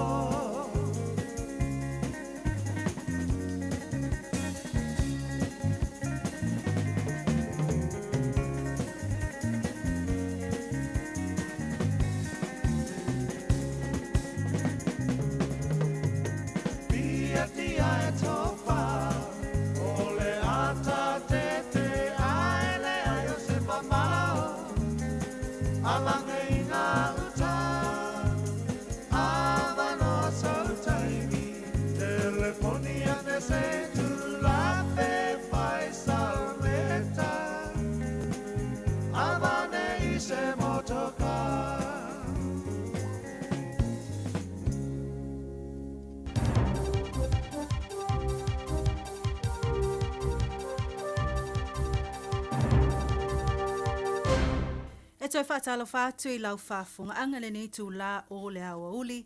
Alo maia o se whaopoponga le nei o tātou tāla whau mai lo Radio Samoa. I talo o te mua, ua whamaunia mai nei a leisa reporti mai le le tio whawau māloa New Zealand. Le tū māloa ai o le tamai tai whaipule o takutai Tash Kemp. O si tasi o sui whaipule le wang whaopwhai o le te pati Māori. Mawai reporti na awai atu tamai tai whaipule I tau au whianga o le Parlemene I Wellington le aso lulu o le neva yaso. A o le ito e taliu mai I au kilani matu malo ai. Whamawina foi sa whiangai le tamai tai ia taku tai manisi o whawhita auli lona soifua malo loina. E peo na whaamanino mai. Lona whetai ai ai malingasi ngasi o le whātunga au se itulou. E peo na malo lo ai mo se taimi le tamai tai whaipule I le tausanga na DNA. Na ofi mai taku tai Tash Kemp I upu whai o le malo le atunuu. Ina ua malola le suita o vā o le leipa, pe e nei hanare, ia te e le whainga pālo talua o lua tolu, mo le itu malo o le tāmaki makaurau. Whamonia fo I le ave ai o lea tamaitai ma whaululunga o le manurewa marae, ma le whaatonu o le Hip Hop International. I se pepo whaamtalanga ma le vaenga whaopwhai le tempati Māori na whaali ailo lātou whaanono tele I leo o atu wai o whaamtalanga ma le tala I le tū mālo ai o le tamaita ia te kutai ai o le alato mana tua pea le tautua alofa ma le whaalongolongo ti ngā o le tamaita I whaipule e pe ono lātou whaalia e ui lava na whea ngai te kutai ma ngase ngase e na vai lava le whaavaivai ai o le sui whaipule e tū lai masavali e awai I whaatasinga uma. Mai tauina le to'atele o sui a whaipule o le Parlemene na whaatino a lātou whaamaisenga I lunga o Pengtawhailangi e whaalia ai o lātou walolo whatele mo le a sui whaipule. Moli mauina foi le momoli ai o whaamaisenga ma sa awhiawhinga tai o vaenga whaopwhai le New Zealand First, ia Winston Peters, ma le Act, ia David Seymour mo le tamaitai. Na tu malo takutai le tai au ana leila I le na o le 50 ai o na tausanga.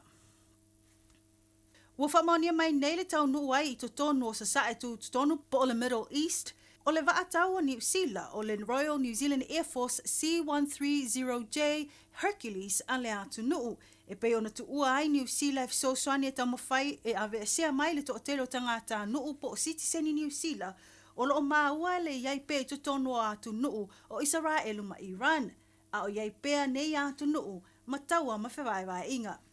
I se talalata mai lea so o lo talia e sui o le NZDF o le New Zealand Defence Force le ana malanga atu mo le ngaluenga taua. Mo so se vaenga lava pe atu watu se whaamtalanga. Ia ila ato e tu sai mangai o inga I whaatino I le taimi e moomi ai. Whaalia le Lieutenant Colonel po le Lieutenant Colonel ia Thomas Kelly o le Senior National Officer o le NZDF Le te leo le nei ngā luenga, ma o lo o lātou ilo le lei tū mo le ngā luenga I peo nā ngai atuai, ma le toa te leo sui. O lo o lātou ngā lulue so tau au, ma sui al mata ngā luenga le vā I fafo, e tali atu I tangata o lo o mo mia le so swani. Ai a vave whaatino fo I ngā luenga so swani, mo I lātou wai se tūlanga ma ale. Iniso tala e tusai mga luenga whaatino le ofiso leo ma le ofiso tiute. O leo whaailoa mai le whaamaunia ai o le manui o lātou sa ililinga msuenga. I se mata abu tau nā koti. O se mata upu e whaamauina I aiso o tanga I ngai o inga whaasotu la fono tu whaatasia se vaenga. A o se whaalapo potonga po le vaenga wata o le syndicate. I le au mai whaanana ai o nā koti to tonu au te roa. Ta wala mai le malai wa aleli au kilani. Whamauina I se pepa o whaamtalanga le mtanga luenga o leo, le New Zealand Police. Le whaamanino ai le manui o lato ngā luenga o ta le Operation Matata. I le mai ai o na whaatino ni pepa whaatanga po search warrants, e pe o na whai ai ni os whainga I le telo I tū o au kilani. Mai suenga masa ili ilinga a au nanga nei e lua, na whaamauni ai le o atu le se fulu ma le valu o tangata na sai mata o fia e malo le malo. E au fia ai le toa iwa o tangata e ngālu luele vaenga o ta ua le baggage handlers, ma le toa tase whainga luenga I le malaiwa lele o au kilani. Whamao nia o le toa se fulu ma le fito I la tau o ta au fia momolia nei o alii. E le vaa le lua se fulu ma le fast fulu lua tau sanga le mātutua. Ma le tamai ta italavo e toa tasi, e se fulu ma le iwa tau sanga le matua. Na tutu la inisio I la tau I lumo le whamsinonga whaitu maa loi manukau le asoana nafi, a o nisi o ua whaamanino mai le tutu la iai I lumo le whamsinonga I leo so. I taunu unga fo I o lea ngā luenga na maua le tau fiai e leo ma le ofiso tiute, le luas full ma le whao kilo kalamo le pauta whaasaino le methamphetamine, ma le tolu tesi ma le whao kilo kalamo le pauta whaasaino le cocaine. Na tau fia foi ni se eleni na masalo mio ni tupe maua mai I whaatauina ato whalau whaasaina nei, ma se a upenga matau tia po se whana ilo na itu ainga o le shotgun. I tala muli o whaalia po pōlenga le mtanga luenga o leo le whaatupula ia ai o mata upu o lātou wa aia. Le whaonga ino tupe pepa le aloa ia po counterfeit cash I to tonu o New Zealand. Ta ue leo o le tele o tupe pepa lo wa aia le whaonga ina tangata o tupe pepa 5 la ma le se lau ta la New Zealand. Ma o fautua ina malo si ai nei e malo le malo tangata whai pisinisi. Ai mei se wha leo loa, ina ia mata ala I so se taimi e lātou te taulima ina ai se tupe pepa, mai le mamalu lau tele. Ma ia mata I tō ina le leitu langa uma e peo na whaalaua I tele o le malamalama anga. Po le awa o ina le lei foi I fōlinga wa ai o tupe pepa. Ina ia mawhai o nao lātou I loa ma whetū nai, le tupe se ma le tupe moni o lo tu ina atu e se tangata. Ma u fautua ina le whaaso ta iatu lo lātou ofisa pe a whai o lātou taulima ina se tupe se ma le lea loa ia.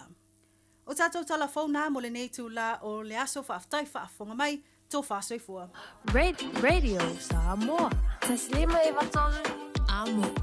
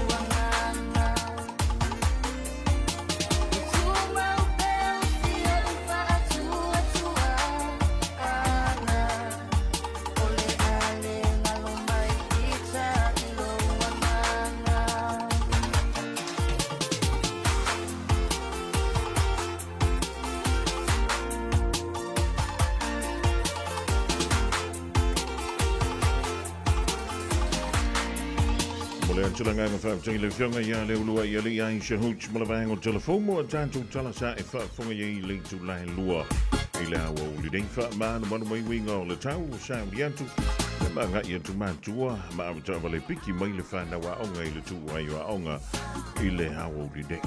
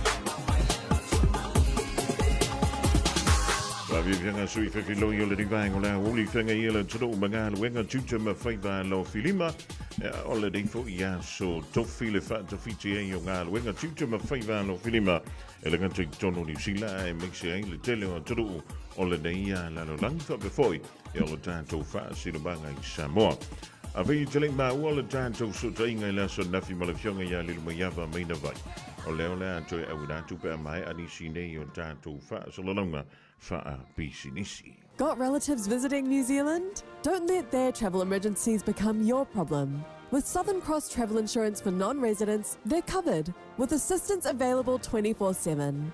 Get a quote now at scti.co.nz. Matau te whaia ni fo aroi le aso lava te fio mai ai ile Shine Dental. Ai inga whapitoa. Matau te salia le Afterpay, Zip, Q Cards whapea wins quote ile Shine Dental. E whaia fua whatalanoanga ma le ACC ile Shine Dental. Le aise tongi mo whanau ile bao le se furulua ile se furuwalu tusanga ile Shine Dental. Talanoa mai le tongi ino le whainga o nifo e whaunga ai le Zip, Smile Now, Pay Later. Le aise tului ile Shine Dental. A fio mai le 575 Great South Road Manukau pe wala au le 255 ono fafa. 255 ono fafa mo le Shine Dental. I feel lower so sad. Omega Ka. Lianga lowing oa. Omega Ka. Sagaleta umofie. Omega Ka. Fili mai loile Omega Ka. Omega Cars, lua selau Cavendish Drive i Manukau. Po le telefoni o iwa lua fitu 5 tasi lua. Susu mai Manukau ne. Omega Ka. Umalole keisile Omega Ka. O oesta mai tai Samoa le bar se furvaru mal tors furfau te sanga. O le wata pena fa la tonga Samoa le mana dressed in confidence se por kalame fa la onga. E le se tongi la so fua tors fulu uni o la so lulu aso lua yulai. Mo la to e lala i aukilani saute o lo sa ilinga wenga. E lua masina le afso sonia to e te pena o e mo saunga wenga. O nei por kalame fa la onga afia i maleola manuia. E mo le tama ftanga fa pela e mare ta vale piki ma moniai o e pe amana mia. Fa so tailo le dressed in confidence ile emeli hello dressedinconfidence.co.nz petanga yan Facebook o le Instagram o le MC le ne no ta o ta mai ta Samoa o mai au kilani sote Radio Samoa. Taslima ivatolu. Amo. O le wa lusful valu mala fa midu tu te nei le tu la e lua e pe ora uta o a fina e misia le tanto polkala mele so nafi le na fa tasi me le fionga ya le lua ya va mai na vai ya o le anto e abudan tu mo la mai mo ya malo si le fia i le tulanga e pe o ya ia to le manga fo i le fa msonga o ila to to ono le na tu ina tu e to tono le fa msonga le so ala pulina le le la to mta e le ngate le tu mo le mau le le ya fa before ile kolosi mai le tu te o su ya fa i pole to lua o le ngani ia si vai mo sam fa before ia le sa ave ma manu le malo ya antoy fo i mse tashu to mai tai ya na wala usi le fia fo i le pa ia manu le tatu tro au si mai la fa fonga le divaingo fi la ganga e fa talafantu le lu mayava i la fionga i le divaingo le woli i lo fita tunga e le nganta le taulongo longo le tatu tro ya o nga panti ai fo i to tonu le potu fa masino o lo fa nga solo i le vaya so muli nei ya o tau manga le fa masinonga o ila to to ono to lua su ya fa i pule le pa mene fa pe foi ya le ungali ya sivai ma le sunga ya Samuel ya anto ai ma le sunga le malo ya li o fa tong malama ma le tama ta ya Lise Marie Schmidt ya Antonio le to po ma le tulanga fo i pe o ya le neifa masinonga o le vana tati mai ya o le wa mo tulanta ilona si ui o mantou lilo maiava o lea e mantou te fa tali atu e au mai e lau fionga ia po le tonu wa le sa o tau manga le so onga mai le tanto mta upu le fia nafi o le tai au na leila ma le au o le so malo nga lu malo so i fu manu ia fia mai lau fionga lilo maiava ia fatalo fa tu ila to fa fonga mua fa pe fo ile pa fonga mai se tanto atu no ile pa ia o Samoa mai lava i tupu ma tamali o tata watunu use ia pa ia fanawiti ia fa pe foi ia feo i o tala le o fa pe na ona pa no manua wasa manuia o tata watunu mala tu tapo inga ma lo le so fo manuia le nei au li timu le tata watunu I Samoa nei ia o tau mawhai e fo ina ia mawhai o na maua sa tata reporti o le wha masinonga e pei o na ua taatia mai e ilo na taatianga le taimi nei. Ia, e fia lawa e wha pe atu fonga mua o lea so lea ua wha umai ia le wha masinonga e pei o na tato wha pe na o na tato wha talitali uma iai. Ua mai ai lea so. Whaakari lilo mai ewa, ule la pa ula lo manangofo. Se I koe au mai lau sau noanga, o lea so, o lea le mera ua kupu. Mai lea fia na nafi. E umaltatala noanga ua malolo le wha masinonga. O na ele I maa ua moli mau e lua ia ne wha pe moli mau mai whafole video link. Ia. O nei le tae au. Sa mātou mau alaba whawhatala nafi lea fia. O nei le tae au e wrap up ai le case le nei. Ia ai te wanga I mai nei le tae au. Ia. Na wala au le moli mau e tasia leo I le tae au. Le moli mau le na moli mau mai Australia. Ia o na malolo ai leo le whamasinonga. Ia mo le 15 minute. Ia o na te anga I mai le tonu. Ia mawha mai ai lola ia leo le whamasinonga wa mai ai ia moli mau a le tua leo. Le tu inatu I luma o le whamasinonga ia la lea I le su e ina I te tonu. Tula I le moli mau ma su e ina I te tonu al putu whamasino. O lo o iai ia malienga I vao I tuku whamasinonga. Lea ua whai ai le taimile nei. E mawhai ai o na lato agree. Pe lato te mali lie. I mau ia leo mantua fo ia lua mau leo te iloa ele I valawina. Mari. Ia, o le alaua moli mau le sito atasi ana leila alo na winga. O se numera wha pe na pe ila loi fole. Lua se fulu pe a sea. Moli mau alo o titoe a leo. Ia pe tai. O lea ua na ofesiringia ia le fionga tamai tai lo ia. O I tu e lua. Ia ma la ia wha iloa mai ai. Ia o lea ua whaile lato e agree effects. Ia pe o lea ua o whaila tu a mau ia. E ala le lato malienga I le vao pa o partisi e lua po I tu e lua. I mea e whaila atu o malili il defense, malili ia le prosecution I le tūlanga le whaila atu I le whamasinonga. Ia o le tūlanga lana lena iai. O whailoa mai e fo I ele fionga le tamaita I whamasino. Ia tūlanga lea I le whamai ai o moli mau ona o le vai aso muli. Ia le nei o le case, whamai ai loa moli mau leo I. Ia o lo o iai lava moli mau lia toele o whaila atu. E pei o na lato mali lia iai. Sa iai e tūlanga na toi whaila atu nei tai pei o na whaai loa e le fionga I a taimanlangi le nafo taimanlangi Strickland. E pei o li city mai hotel tia le Skyview Villas. Ia mali mo analisa hotel. Lono winga. O nisi nei o vaenga o lo tonu o mau ia le whape o whaila atu. Ma mali lia whatasi ai tu whamasinonga. E whaila il whamasinonga mo le whaai unga il whamasinonga e whaia iai. Ia, o whaai loa fo ia le tu te. E le mawhai e ma e le tu la isa tangatau I la tau o mo lia. I le mata upule nei. E whaia sana moni mai. Wa mantua e tauna I whamasinonga e tauna tula ia I la tau o molia. E tali foi tau fo I tua inga wala lafo atu ia ma moli mau leo tu ina atu luma whamasinonga. Pei tai I le so ia o le foi na whailo atu ai e le tute e le o iai se wha moe e tula ia nisi o e o lo molia ia e tu ina atu salata o mau luma le whamasinonga. So o tūlanga lana lewa iai whanga mua. O lea la wana whaia whiutanga inga I le awa noa o lo ia. Le availability o lo ia. Mo se taimi I panga noa. E whaia ia la tau whina unga muli whātu la whono submissions. I luma alfa amasinonga. Ia awa la tau la unga whai uwha ngai submissions a lo ia ai tu whamasinonga. Ia lea la wana na whaia e whiutanga inga. Ia ma I ua I loa I le tūlanga foi lea au mai e aso. O le aso whao au kusu. Ia e whaila e te taua na whaila atu ai ia submissions po whina mua whaltula whono muli a le tua leo. E tu sai o mau ma mataupu ia wailu malwhamasinonga. Malala atau foi tā penanga. Ia o le aso mua o se tema. E te taua na whaila atu ai ia submissions a le defense. Ia po le tūtite. Ai ale asono o ke topa. Ia ona whapafonga loa leo le whamasinonga. I tō launga o whinaunga ia I tū whamasinonga ia la o mana whaila atu whamasinonga. So o le tūlanga la le nā lewa ia I le teimile nei. E whate ia o malta tō atunu ua le. E whapea o le la whafola le whala o mori maua leo leo. Saupea I mon maui e toe leo leo wha uma. Peitai, ia. O le tilo I le taimi. Ia, ai mai se foi o le availability o lato lo ia.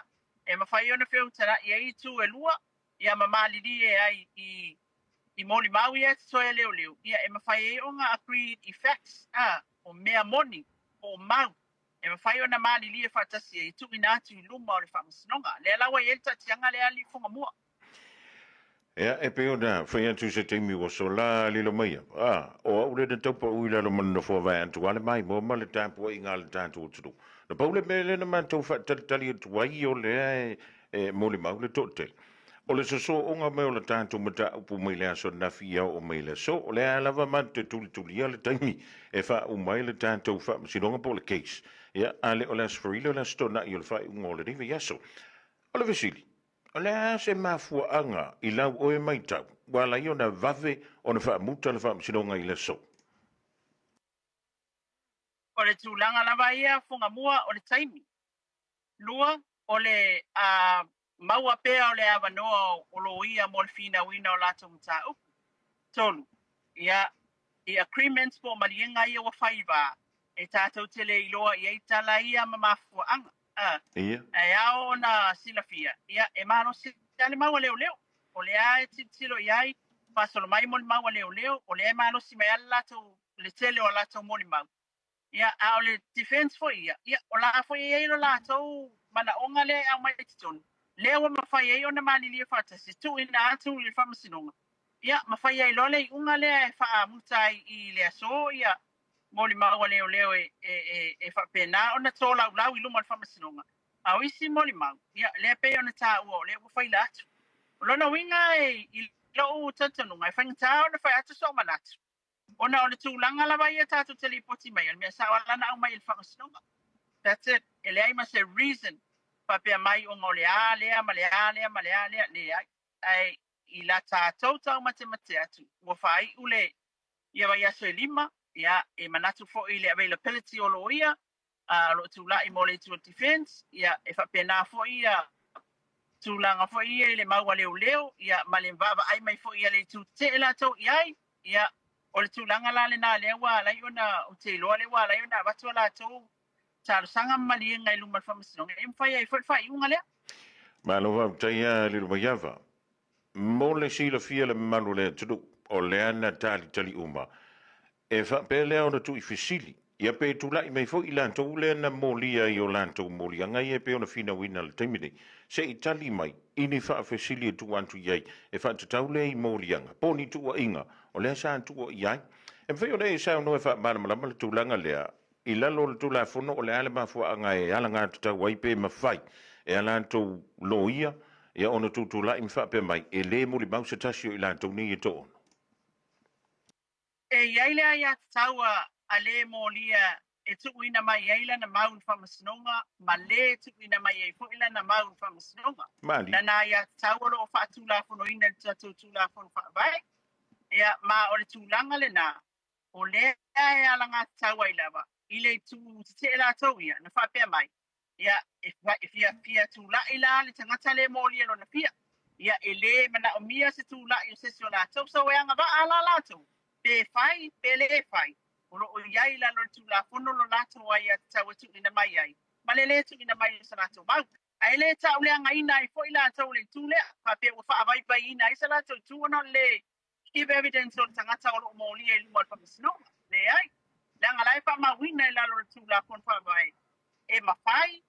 Ia ile sa tonga la vai ia. E au mai ai sa na ma. Ma le au mai sa na ma. No winga la. Ia. O la anga va ala tau le tu ina mai. Salato mau ai le suia ai fo ia le mau al prosecution po le tu le o le watati atu I luma le whamasinonga whangamua. Ma lo wau taia lilo maiawa. O lono winga la tu se ngana whaingo fia fo I lele o lea la o le anta pena e le ngata o le tu ina antu leo mori mautu susia ia lo totoe a wale sila ia le tu te te ia ma le tu a le whapasidonga foi lele mai le tu lea leo ia o le nā foi ia so e whaamuta mai ei ma whaangata mai ei le au ina antu o tustu singa ia e pei ona e ta ua lelo mai afu. O maua ia wa tāu. O lawa mai a whaila atu i le whaamusinonga. Wa a kri i aipo wa mani lia i eitu e lua. A o le tūlanga i lātou whi naunga wha tu la whono alo ia muli muli. E me summary of facts e tāu wha iu mai i lātou a le prosecution. A wai pei o le avenga lea e mamafa. O le avenga mamafa lava ia o le prosecution. O le tua leo leo. Ina ia mawhai o na lātou wha mao nia i luma o le whaamusinonga noa mase masa salonga. E te tawai, e sa o le mea maafuai o na accuse e lātou te tukua ia i lātou wa mōlia. So o le burden lava ia, o le prosecution, lātou te amoina le tūlanga lea. Ai o lātou ia lea wa whaine, wa mōlia. Ia, o le peo na utaua, ia ino lātou ia tau lalo tūla whono. Al tūlanga le te whapea mai ai. Mai au na whaila atu le tanga e le tua leo leo, a lātou mau ia. Lea po ia akri ia i patasi le lato manienga pau patasi male defense. Ai o lato pina wa fantu la fono mun muli pe submissions. Ia manita fa inga o la lato pina nga leo malata penanga malato mau malita fa inga o le pina nga defense. O le faila ia le e kakau ma faila kule so fa au puso. Ia le submission ale defense o ia le prosecution o le tu leo. O le aso mua se tema, e te wai ona whaila. I o atu le aso mua se tema. Wai luma o la nā whionga. Ia submissions a lei tū te. Ia ai aso ono ai lo o ke tupa. Ko e whai loa i lo i luma le po. E whi ngau mai o lako submission, ma le mele o whaai, i e la tau tapenang. A pena whai lei tū a leo leo. E whai whai a nei le whiutanga inga. I le availability o lo ia e anga i mai ai wai nei tau wha pia le tātou atu nungu. Wa umi tele o na tū. Ia matua o iu laile la at, ia au kuso a tole pop e whai lai, ia o ke topa whato a hi ai la sonu. Pako a mwhaiong kako whakalongolongo submissions. Ai, o le tūlanga whai lele whonga mua. I le awanoa mai o no ia, langa na tūla ia nei ia Richard Martins. O ia whai loa i lumar whamasinonga, e ia na mata upo i maasida ia, i New Zealand.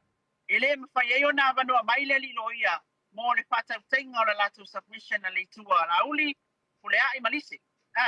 Ia, o lea la na lai ona petu na i wai whainga lia ngai tu na inga na, ina ia mawhai. Ona maua, le awa noa o lo ia, whai whaatasi ai le taimilia. Lea la wa lai ona whai lea so, ono o ke tupa. O le tausanga nei a le tūlanga lea whangamu. Malo vau tai a liru mai awa manino le mātola vai lau sau noanga. O lona winga, o au kuso lea e taunau o tu iai i lona so wha e a?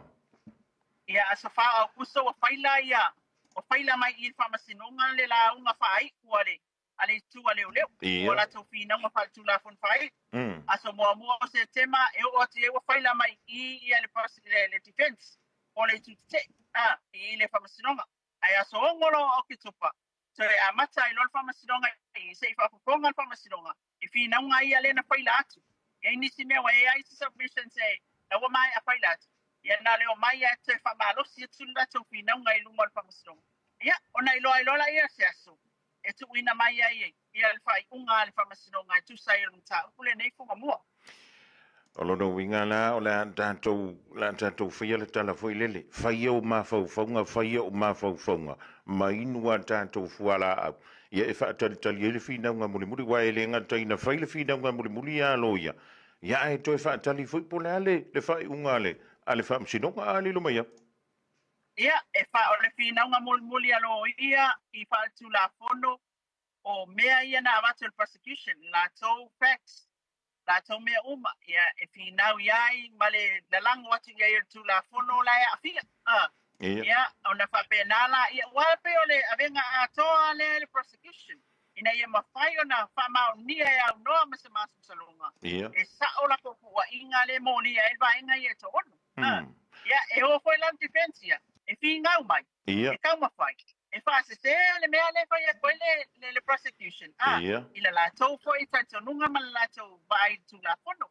So, o la so kongola o kitopa fa yele menga le ko hearinga umala ia ona fa pe mai lolo fa masino ia ole a Sofia le la tato felo ia vatu ele fa ikunga fa masino ole ko yemana o mia ele pionga fa masino ia maua se avanoa o ia fa masino e faita wai submissions ne awa ka submissions ia ele kasi sei ku lau ponga ma dielo lele na tanya lilo mai ava mo le fa marino ino le vaenga ola vea ile tonu I male tulanga foi le na tal sanga ile tu te e fa pea se fa talanga e le se case tona tali ia po le no case to answer e fa tali ile unga le tantu tati ai le so ia o te loi au mai le fa unga fa masinonga tulanga le na ile ole o fai mai ava submissions ia ole na fa pe mai se I mai alele ia mon maua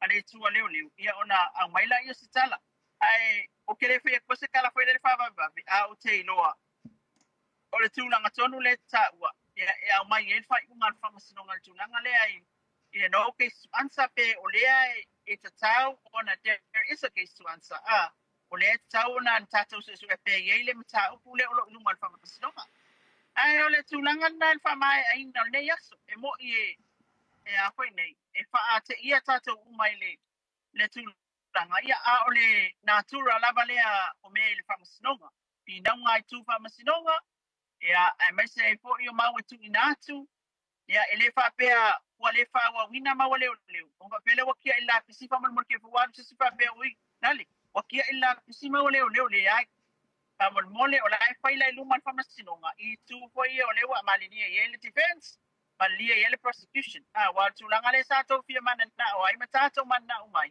tu la I umma mo mau ia le box I le pusa moli man si ta to fa longo ia fa fonga ta to tunu fetai ia ole tu langa la mai o fa unga fa masinonga la na ti o taimi male availability o tangata umma ia mal tu langa le mata upu ilona ma ale onisio o whamatalanga, manisi o mau, e ono sawe wa tili elfi le mupo le alawa, ia, o lea wa umai ele, le tulanga le elfa ungal whamasinonga. Ai tata utari aruka maunu le aso, ono lea o kitopa. E le whapela a mutai, il tata o mafutanga lea. E tata mau alawa le update ya solua ma stopi ya wa pele, oko ma sangi ya le tata o mafutanga lea. Ia, ai tata te mafuta pe ya solua ma stopi. Ina ia mautinoa e longo pui ali I se tātou o tunu ui matau poro tupu Samoa. Ia kako oro e ka pengar kako paro. Te ia wanpo aile I sisa. Radio Samoa Tasilima I Batolu Amo Radio Samoa Tasilima I Batolu Amo O le tulangana sa ia le mautelenga o le tātou li poti mai le fionga ia le luma iava mai na vai le aso nafi.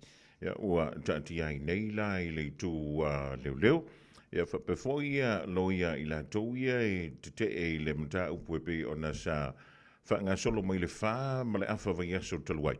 Ia o le masina whaule masina o kuso evantoi submission le tū leo. O le masino September o le whapeleo na avantua ia submission sa le tūtete. O na whiloa i eile I tonu o le whamsidonga I le aso ono o le masina lona se fulu le masina o katopa. Se I o tātou iloai po le hale si tūlanga leo le ao tu iai ia whinaunga e winga lava I le mataupu e pe o na sa tuli e le pa ia malo le tātou turu. O le wato is fulu minuta o na tāleo le tūlai tonu e tonu e piki le whanau onga. Pa malu e le to lu mai le vali wanga I manu ka nei talo sia o e manuia ma so longa le ia fuanga o le ia o le la stofi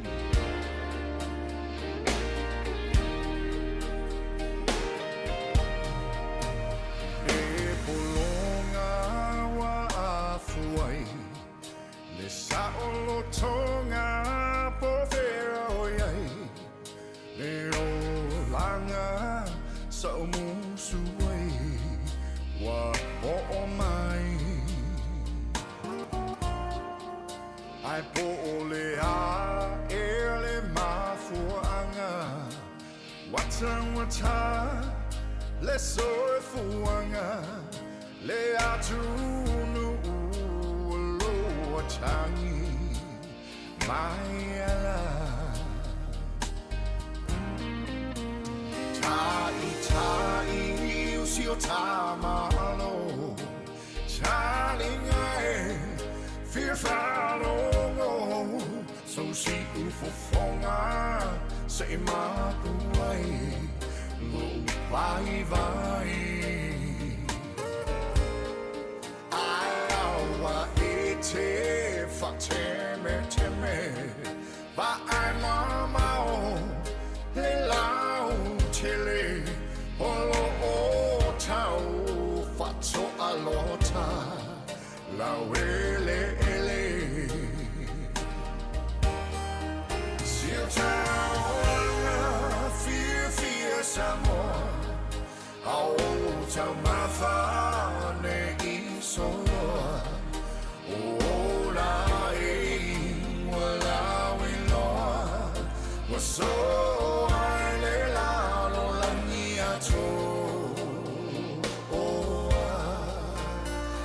Si fa il leveto aile moa Male miti le patro moa Masina ia e teu Le mea atoa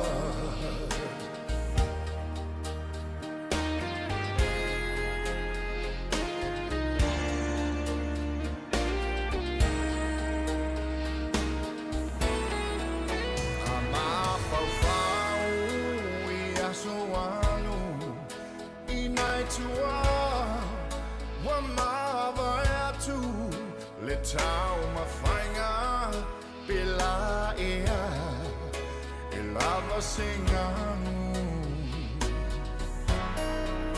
le filinga malea lofa ia samoa ne I polonga va alo fa va o le suafa oh yeah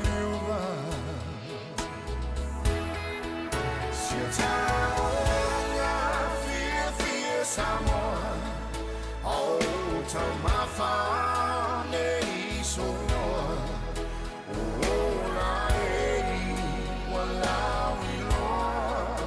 so I lay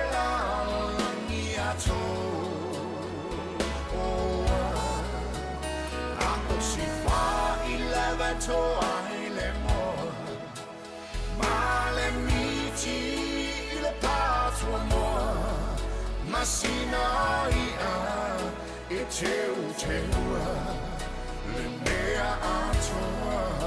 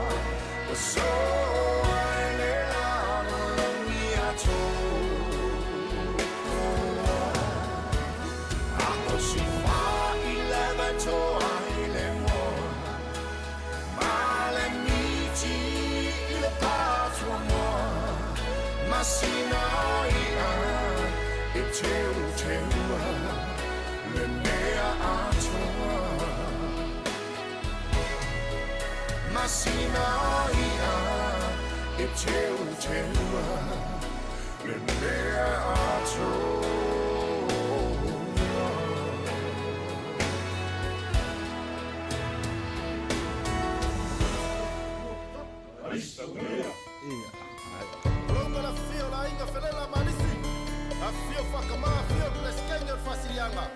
Afio longa wakau.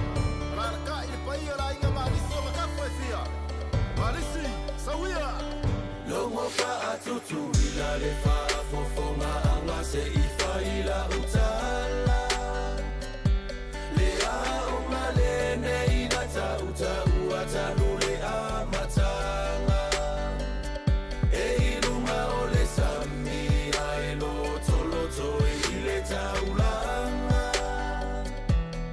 O fele la mali simuli vai lea o lona suafa Leti o talae awane I e la mai le se Ine I e whaapea Ua o whai o se tala se se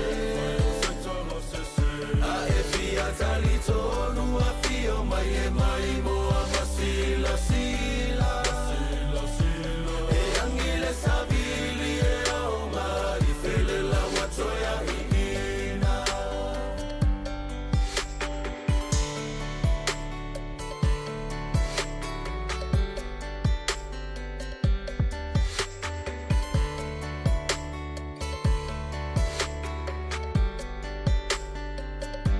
Nasi iti ala ua o mai loto pai uia la fua Sangato Yosefo le tama fai o le whaola O te le tau whaai lolo sao I Samoa Ia oa o ngā nganu whaapea ta aloma Leti o talae awane I e la mai le se Ine I e whaapea ua o whai o se tala se se A e fia tali tonu a fio mai e mai moa masila sila E angile savili e aonga I fele la watoya I ina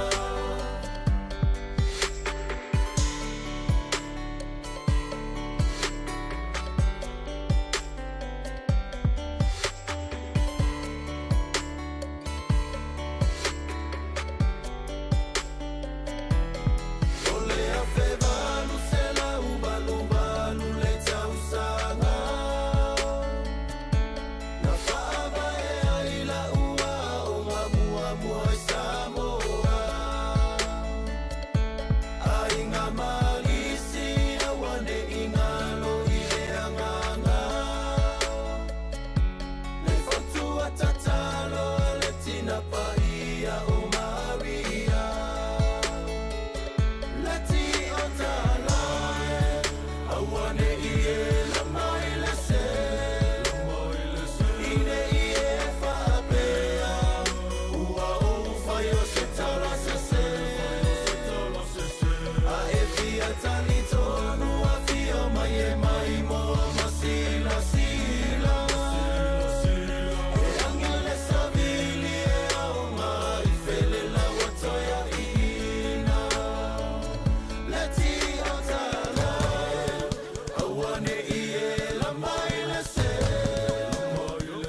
Ine I e whaapea ua o whai o se tala se se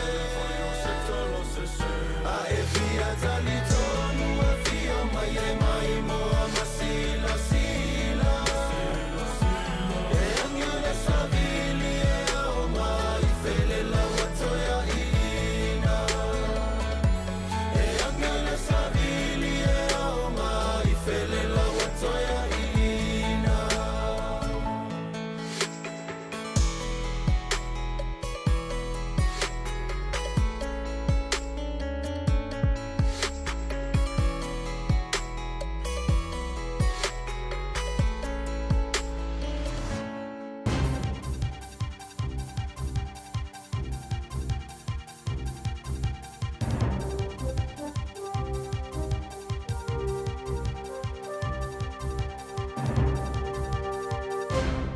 E toi whaatalo whātu I lau whaafunga anga le nei tū la o le awa uli. A lo maia o se whaapoponga le nei o tātou tāla fau mai lo Radio Samoa. I talo o te mua, ua whaamaunia mai nei a leisa reporti mai le liti o whaavau māloa New Zealand. Le tu malo ai o le tamaitai whai pule o takutai Tash Kemp. O se tasi o sui whai pule le wang whaop whai o le te pati Māori. Mawai reporti na awai atu le tamaitai whai pule i tau au fianga o le Palemene i Wellington le aso lulu o le neva yaso. A o le i toi taliu mai i au kilani matu malo ai. Whamawina foi sa whea ngai le tamaitai a takutai manisi o whaafitau li lona soifua malo loina. E peo na whaamanino mai. Lona whetai ai male ngasi o le whātunga au se i tulou. E peo na malolo ai mo se taimi le tamaitai whai pule i le tausanga na DNA. Na ofi mai takutai Tash Kemp i upu whai o le malo le atunuu. Ina ua malolo le suita o vā o le leipa. Pe e nei hanare, ia te e le whainga palo talua o lua tolu, mo le itu malo o le tāmaki makaurau. Whamaonia fo i le ave ai o lea tamaitai ma whaululunga o le manurewa marae, ma le whaatonu o le Hip Hop International. I se pepo whaamtalanga ma le vaenga whaupwhai le tempati Māori na whaali ailo lātou whaanono tele i leo o atu wai o whaamtalanga ma le tala i le tuk malo ai o le tamaitai ia te kutai ai o le alato mana tua pea le tautua alofa ma le le whaalongolongo ti ngā o le tamaitai whai pule e pe ono lātou whaalia e ui lava na whea ngai te kutai ma ngase e na vaia lava le le whaavaivai ai o le sui whai pule e tū lai masavali e awai i whaatasinga uma. Mai tauina le to'atele o sui a whai pule o le Palemene na whaatino a lātou whaamaisenga i lunga o Pengtawhailangi e whaalia ai o lātou walolo whatele mo le a sui whai pule. Moli mauina foi le moli ai o whaamaisenga masa a whiwhinga tai o vaenga whaupwhai le New Zealand First, ia Winston Peters, ma le Act, ia David Seymour mo le tamaitai. Na tu malo takutai le tai au ana leila i le na o le 50 ai o na tausanga. Ua whamaonia mai nei le tau nuu ai I totonu o sa e tu totonu po o le Middle East, o le vaatau o New Zealand o le Royal New Zealand Air Force C-130J Hercules a le atu nuu. E pe ona tu ua ai New Zealand so swani e tau mawhai e ave sea mai le tootelo tangata nuu po o sitiseni New Zealand o lo o maua le iai pe totonu o atu nuu o Israelu ma Iran, a o iai pea nei atu nuu ma taua ma whewaiwai inga. I se talalata mai lea so o lo talia e sui o le NZDF o le New Zealand Defence Force le ana malanga atu mo le ngaluenga taua, mo so se vaenga lava pe atu watu se whaamtalanga. Ia ila ato e tu sai mga ioinga I whaatino I le taimi e moomi ai. Whaalia le Lieutenant Colonel po le Lieutenant Colonel ia Thomas Kelly o le Senior National Officer o le NZDF le te leo le nei ngaluenga ma o lo o lato ilo le lei tu mo le ngaluenga I peo na ngai atu ai ma le toa tele o sui. O lo o lato ngalulu e so tau au ma sui al mata ngaluenga o le vai fafo e tali atu I tangata o lo o moomia le so swani. A ia vave whaatino fo I ngaluenga so swani mo I lato ua I se tūlanga ma ale. Iniso tala e tu sai mga luenga whaatino le ofiso leo ma le ofiso tiute. O leo whaailoa mai le whaamaunia ai o le manui o lato sa ililinga msuenga. I se mata abu tau nā koti. O se mata apu e whaamauina I aiso o tanga I ngai o inga whaaso tu la fono tu whaatasia se vaenga. A o se whaalapo potonga po le vaenga wata o le syndicate. I le au mai whaanana ai o nā koti to tonu au te roa ta wala mai le malai wa leli au kilani. Whamawina I se pepa o whaamtalanga al mtanga luenga o leo, le New Zealand Police. Le whamanino ai le manui o lato ngā luenga o ta o le Operation Matata. I le mai ai o na whaatino ni pepa whaatanga po search warrants e pe o na whai ai ni os whainga I le telo I tū o au kilani. Mai suenga masa ili ilinga a au nanga nei e lua, na whamaoni ai le o atu se fulu ma le valu o tangata na sai mata o fia e malo le malo. E au fia ai le toa iwa o tangata e ngalu luele vaenga o ta o le baggage handlers, ma le toa tase whainga luenga I le malaiwa lele o au kilani. Whamaonia o le toa se fulu ma le fito I la tau o ta o fia momolia nei o alii. E le vaa le lua se fulu ma le fast fulu lua tau sanga le matutua. Ma le tamai tai talavo e toa tasi, e se fulu ma le iwa tau sanga le matua. Na tutu la inisio I la tau I lumo le whamsinonga whaitu maa loi manukau le asoana nafi, au nisi o ua whaamanino mai le tutu la iai I lumo le whamsinonga I leo so. I taunu unga fo I o lea ngā luenga na maua le tau fiai e leo ma le ofiso tiute, le luas fulma le whao kilo kalama le pauta whaasaino le methamphetamine, ma le tolu tesi ma le wha kilo kalama le pauta whaasaino le cocaine. Na tau fia foi ni se eleni na masalo mio ni tupe maua mai whaatauina ato whalau whaasaina nei, ma se au penga matau tia po se whana I lona I tu ainga o le shotgun. I tala muli o whaalia po lenga le tanga luenga o leo le whaatupula ia ai o mata upu o lātou aia. Le whaonga ino tupe pepa le aloa ia po counterfeit cash i to tonu o New Zealand. Ta ue leo le tele o tupe pepa lo aia le whaonga ina tangata o tupe pepa 5 ta la ma le se lau ta la New Zealand. Ma ua whautua ina malosi ai nei e malo le malo tangata whai pisinisi ai me se wha leo loa ina ia mata ala i so se taimi e lātou te tauli mai na ai se tupe pepa mai le mamalu lau tele. Ma ia mata i tau ina le leitu langa uma e peo na whaalaua i tele o le malamalama anga. Po le awa o ina le lei foi i fōlinga wa ai o tupe pepa. Ina ia mawhai o no lātou i loa ma whetu nai le tupe se ma le tupe moni o lo tu ina atu e se tangata. Ma u whautua ina le whaafso ta iatu lo lātou ofisa pe a whai o lātou tauli ma ina se tupe se ma le lea loa ia. O tātou talafou nā mo le nei tū la o le aso whaaftai whaafonga mai tō whaasoi fua.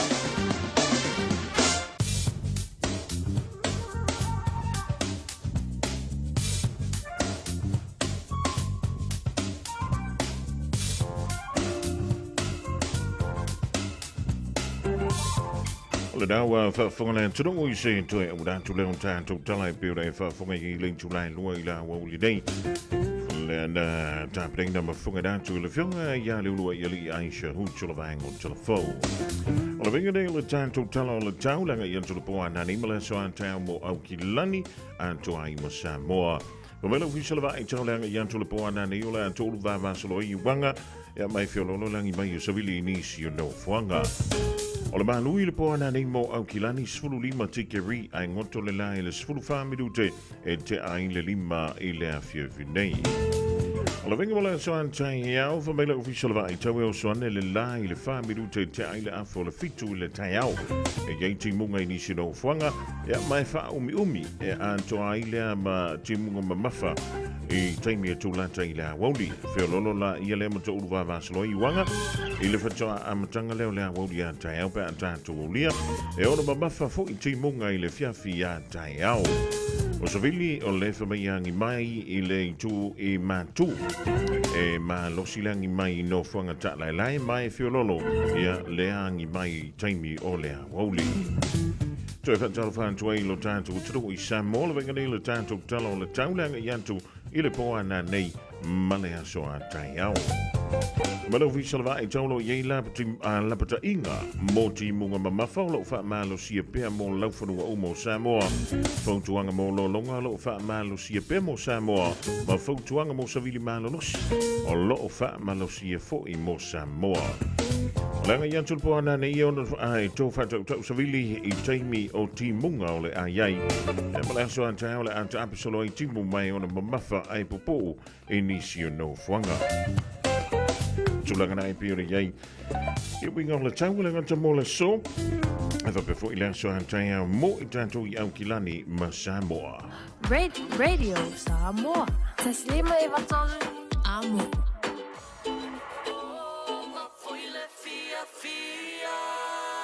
Shake it, Charlie man.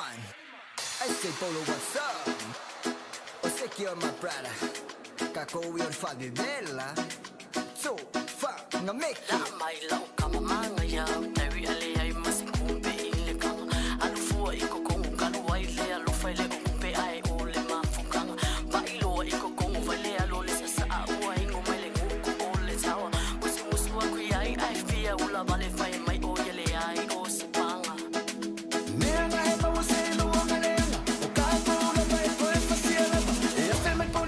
Soli ele mala Lunga, lunga, lunga Batsi mai o lima Be a fai wa e fia fia Be a fai wa e fia fia Oh, ma foi le fia fia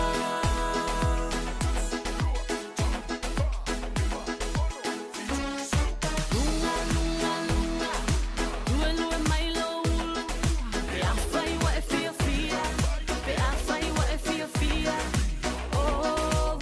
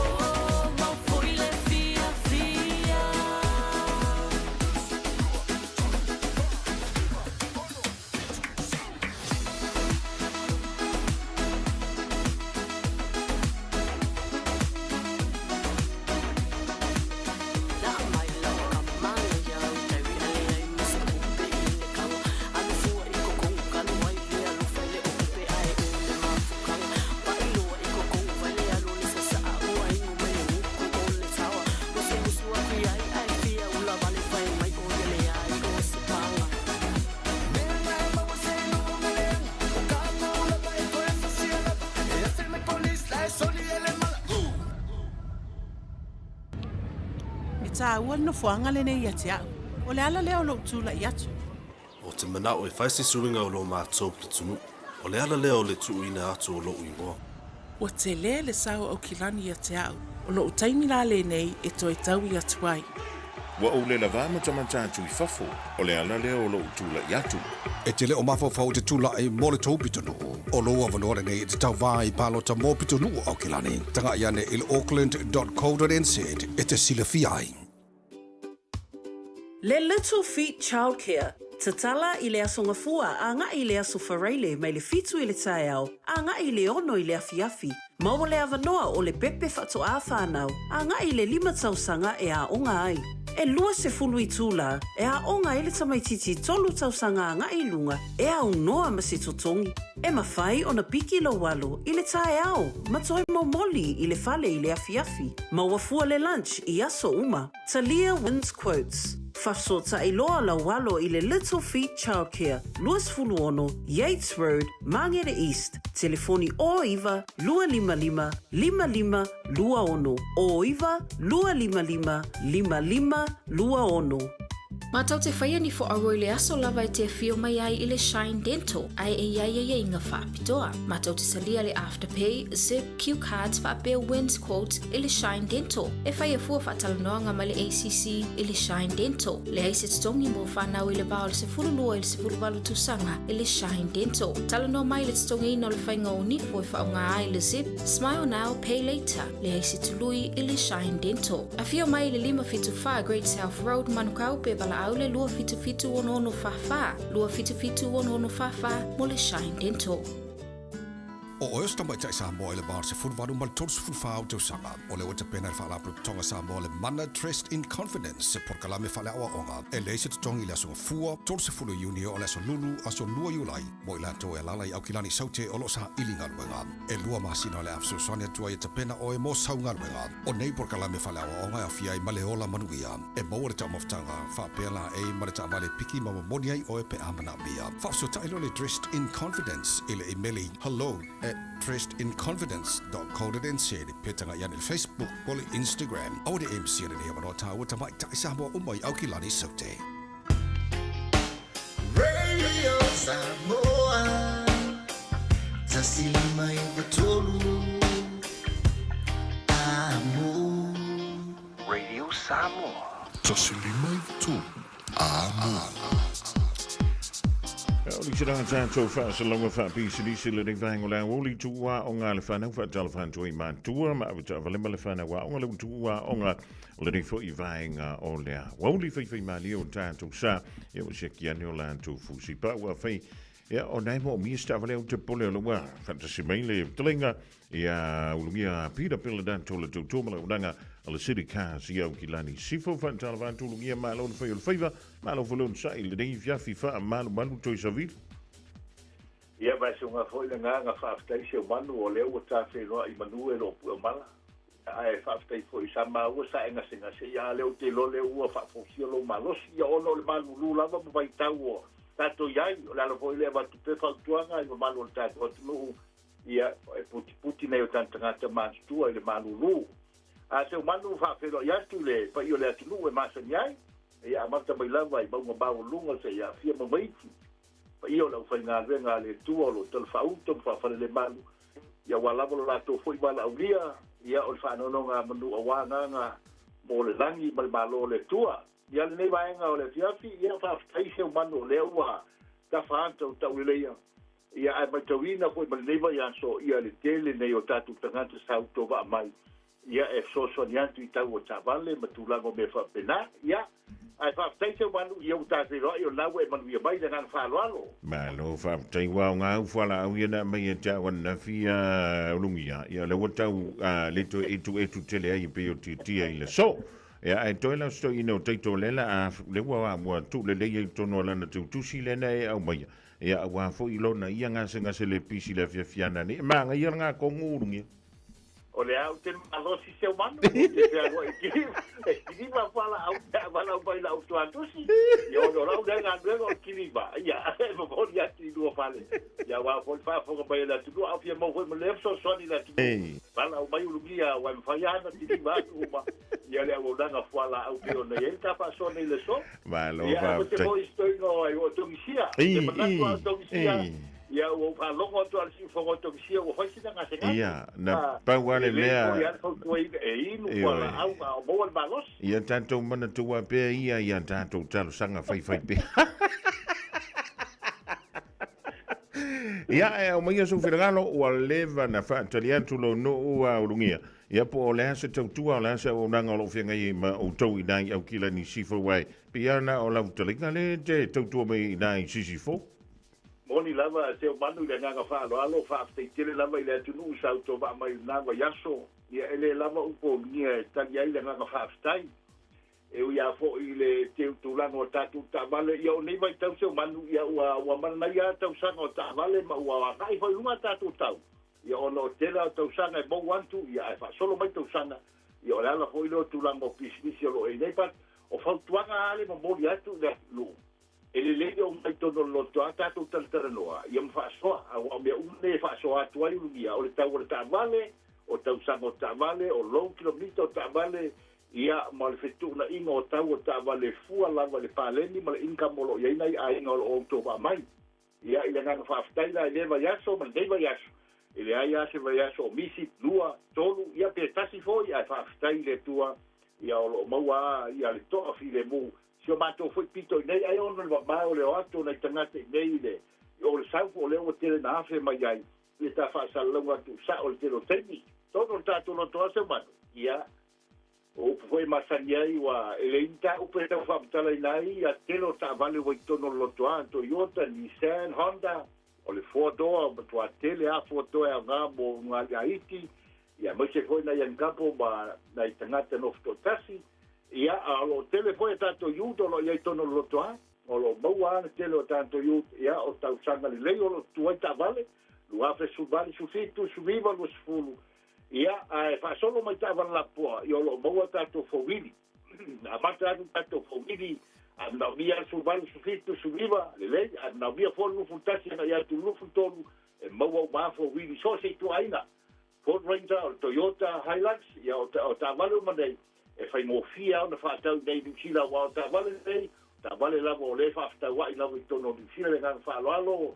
se o manu le ba engol ta po club de one no sil fia le tu cashback ia o lo fa ta to cashback lo mo fa tu lunga ta to tupe franco sonia tu ai na yo ta tu ai no lo malanga bai ia fa ta se mal ta tu rifero e lima se la ta la pe mai stanga te to no ta to lo toa ina nga fa lo tu atu si o ta si volua Lincoln Road, Henderson, mo ia il tu tu mo nang fa sana le lava ma le McDonald ia o lo le lunga tanto fo sa bo mo fo New Zealand so mo fia lava tanto ia tasial McDonald to no Lincoln Road ia mal tanto telefoni o lo tasi o bal balu fitu lo fitu lua ia e te mo ma ia ungia fitu aso ba yaso lo so fai tu la o la telefoni o le ala mo te do po mo le ao te vala o mai ai fo ia tuali tali o ungia ia ina e fita ia e hoi le ngano fa alo lo bala mai ia o vai na tau le na mali vai matala au mai ba wal tato kofe ia o lo foi tato beto sami ba wal tato lesa ba tato kalima boy so soani ba lulu na yo tato tangata pe auto ba mai tono tato no to na vai na ia tau se manu le ngano fa alo albita ia te ia tu lo soi fu mo lo gola ia walava tute o to le yaso ia ai Faftai fo na we but we mai se banu ya ga fa walo ya faftai fo ila tu no ya ai ona la o to ona le lo fo bra na le le tu so fo mai but we o mia ola o to ona faftai so foi o le to fanga o lungia pira pela nato wa vela voia ma fonta mo monio le tutua ma la uda kana fa le java le city cars i au kilani sifo o le tasi lua Lincoln Road i Henderson e te mo ile la tutua ma la uda fo i wa le sa ilingo stavle mo oe ia mana wa inga fo ile riva tau ole tau sanga ta lo fa sa mo wa ule ne yo kas puti alu a wa sui ya ngila wa le kio a eva mai ile se fudu lima iva kolu a mo radio sa mo vela a velario le maru luani lus fu lo mara fa bidu tu te le tonu tu fa tala fa tu ile ringa ola holi e mantua langa tui leona whana wa onga lau tu wa onga le ringa stofi. Ia toi hao tai hao di tamaiti. Mai veo inge ki ue whakanga maa ia kai hao ili ya onga ila so muli muli o le nei kua talo na lua. Amu ia o ko mai whai mako ko maa. Ea wha maulo fusi pa. A o le whale sui o fua onga. Whai sinau koma. Whai sinau malolonga wa iau mea onga. Manatu le mafutanga o e mau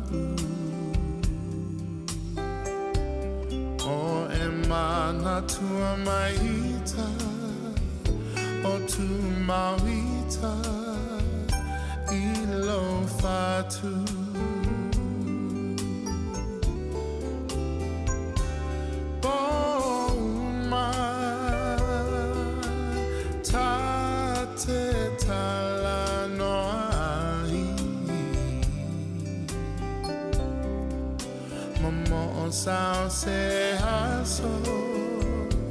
Sao se aso, tato e fia vai. Usue e fuli mai lo tua la upele o tele tu na oe. Tamo sao songi. Mana tuai Usue e fuli mai lo tua le polonga tale lava a fai olea la upele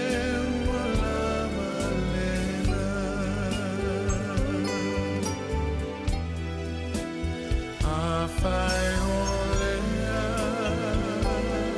la upele wala malena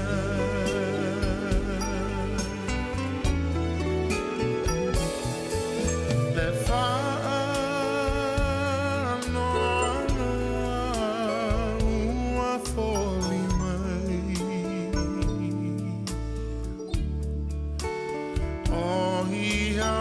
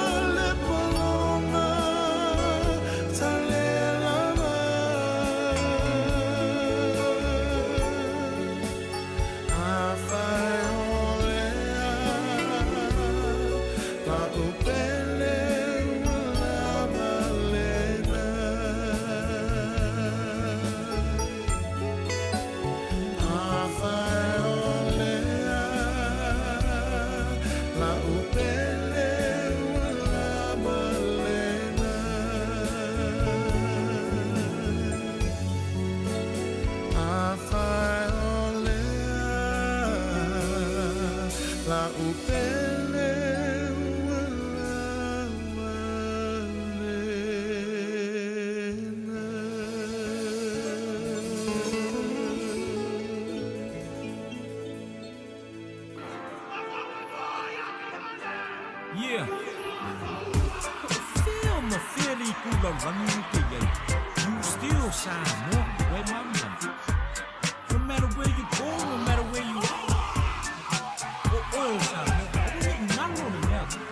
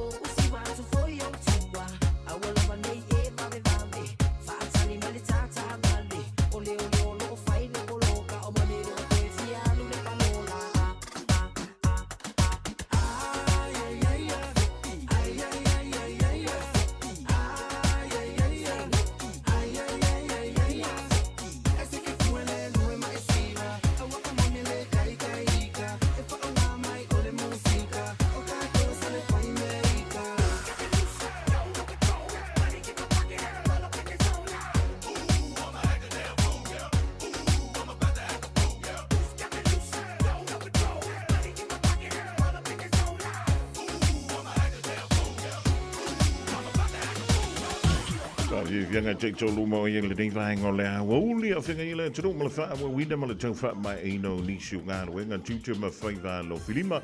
Lang to learn take me to Waya on Alfan, I want ya to mount to Malawa or Fat Mulimay, ya, then you turn to Mamchidama to Tua. Montanto, you do silly my belly in the family Chidonga. I like a buy and I feel like I go for Chidonga. Ole na wai lunga ole tātou penga ta whai langi le autalina o le mata upu e langa telia o lunga le YouTube ma le Facebook le radio sa moa a whio le vutu e mamta mai le nivaenga le aso ma lo le soi fuama le langi ma lo le whio le whaiva ma lo foi le wha ma lo si tiutu maka wenga e peo ngā pāti ai lo o taupa ia ma lo o tau malu nisi ni o tātou wha linga o le mutaru mai mo lo si le fia tomu antu ole tātou whaapitoma sani lava mai le tautomala o nanga le sunga ia Prince. Ma le tautomala o nanga le Casa Beds and Appliances. Whaapitone le Casa Beds o whanga solo i le nefo i via solo. Ia le tātou seti le 4 fabric no 4 tolu. Ia ma le 4 single se lua mai le iwa tala i le via so iwa tala i le via so. E mawai le lau seti le 4 fabric. Ia o no 4 tolu ma no 4 single se lua. Tau le ia tofu lo mal to ina po lo mal lo matua mal do fo fa lo loa I lo malu a ya ona wa to lo le mal do fo tolu e tali ya o lo malo ole lo tanto moenga queen size bed mai le fitu tala le verso fitu tala le verso ma wa la moenga queen size mai le casa beds iPhone 13 se fulu lima tala le verso se fulu lima tala le verso e ma wa la iPhone 13 Malatanto whapitoa lona wha TV o le Smart TV nai lima nisi lona lau tele. E na o le se fulu lima tala I le veaso lona tutongi. Se fulu lima tala I le veaso e mawai ia lau Smart TV lima nisi lona lau tele. A fio ne dai le wha fitu wha Great South Roadie o Tahuhu. E po le tolo fitu iwa Great North Roadie Henderson. Malau ye le ovalu se lau lua lima wha valu. Ovalu se lau lua lima wha valu. O omile lua mo o Tahuhu po le tasi mo Henderson. Whaino ye ne wha fungai nei wha mitoe lunga le radio sa moe maua tuai sau mea lofa. Ma le sunga ya Prince Malato tuala da a le Casa Beds and Appliances.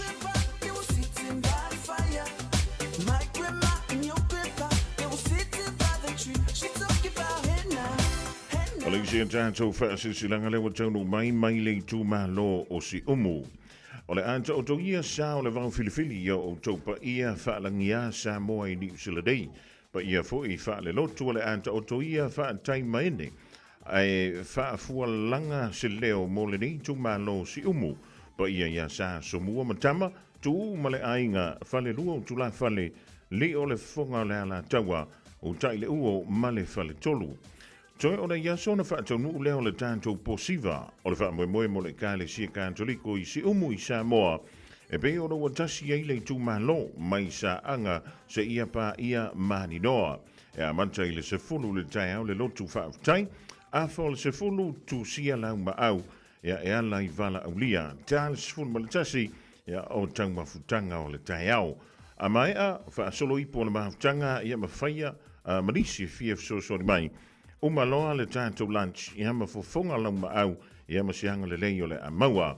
O le upu wha utai tātou talo whai wai lea tātou lolo lima ma whaatou wha.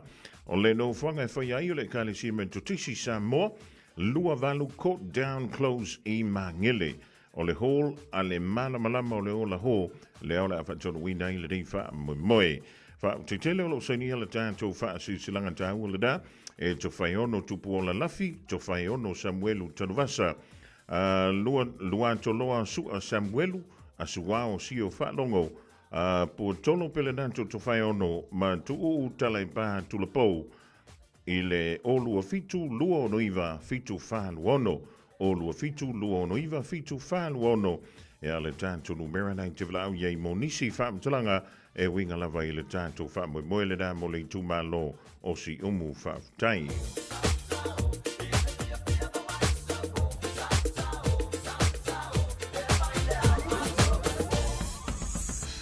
O le whaalinga mole mo le nivaenga o le awoli, a mwenga halo sau lo minga o le tusi o le songafa, tasi ma le lo minga o le vau fili, e maua I le whaalu penga o Samoa I sifo tutuila mamanua, O nisi o tala tu o Samoa o la ngā upo o la matafa i o la matai le whainga o whala walawe e pe o whai poiponga ma liu o leo siu singa o a inga whesila whainga o Paulo o si i whaanoano whaanginga i Kalesia ma le tele o le ngangana o whaanolonga e na o le fitu se fulu tala le tau na o le ofisa fo le Radio Samoa le tolu pan tolu o no Hubble Avenue Marakau e mauan tuai saulo minga Morisi whaamtalanga wala meila tātou ofisa i teimi whainga wenga i le lua o na lua tasi lima i watolu, lua o na lua tasi lima i watolu.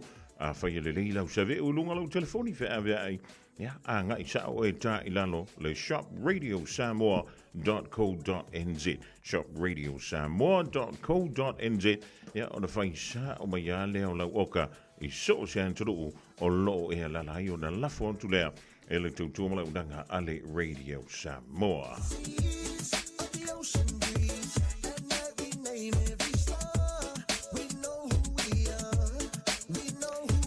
Nisi down tātou wha silanga leo tono mai leo fisala Radio Samoa le rivaingo lao uli wha talawhan tuai ia UB36 malai inga dai California i America tu fine a Kinese Mariner i Kansas City na Utah America va before ia le tira ia lofa ma le tamai i saia tu loma sina leo po pali sina ia mo tu mala vale ma tu le rivaingo lao ia te leo no pena e wha fonga i le tanto telefone to pera ina le fionga ia le ulua ia li o le famile famtalanga soli luas fulu le familiona le tau o an tanto fala au fa saina o lena maua le maleva lele i au kilani nei io o le e famile famtalanga e to se fulu le fitu ia li i le vāo le lua se fuluanga i le fas fuluma le lua tausanga le mātutua. Ea ma le tamaitai se fulu iwa tausanga le matua. Lea na lokaina ona o nei a fuala awhasaina e pio na tonu maile i le malewa lele i au kilani nei. Ea o lena whapea e tutula i luma le whaamsidonga i le hawaulia nafi ma le so. O leo swa ingane ia leo leo. Wa lewa na tuli mataia. Ia i la tauia o la uwhaia le mea o la awin mai nei u whala au whaasaina i to tonu o ni usila nei. Ia o le fili ana ka mau le maua. Io e pe o whea le mea kia ka amiro iai e te tau o na tātou mantala o le neiva i tau. Sole i wa sawa le sawa mea po e ata. Ia ma ua le koe vālea fo ia le customs. Io e le koe vālea kia le fo i leo i le neiva i tau. Ia wala wale tūlu mata ia leo i la tau o lo so lia le tūla fono i to tonu o le neia tonu o New Zealand. E mai tau antu i Samoa, o le ena ma ua se tasi o whaamtalang whamai, o lo sa sau whaafi pele alu antu, a fuala au whaasaina, ai mai se lewara kamaleo aisa, i to tonu o le tātou turu i Samoa se kālo whai. Tālo si i wawe mai se temi, ia whaai TTI ma tafi e sea, ia nei fuala au whaasaina mai to tonu, o si o tātou turu i Samoa. Just think a minute. It could change everything.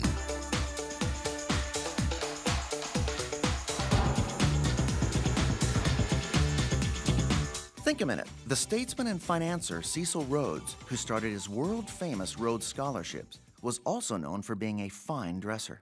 One time, Rhodes invited a young man to his home for dinner. The guest traveled far by train, so he arrived only in time to go directly to Rhodes' home in his wrinkled, travel-stained clothes.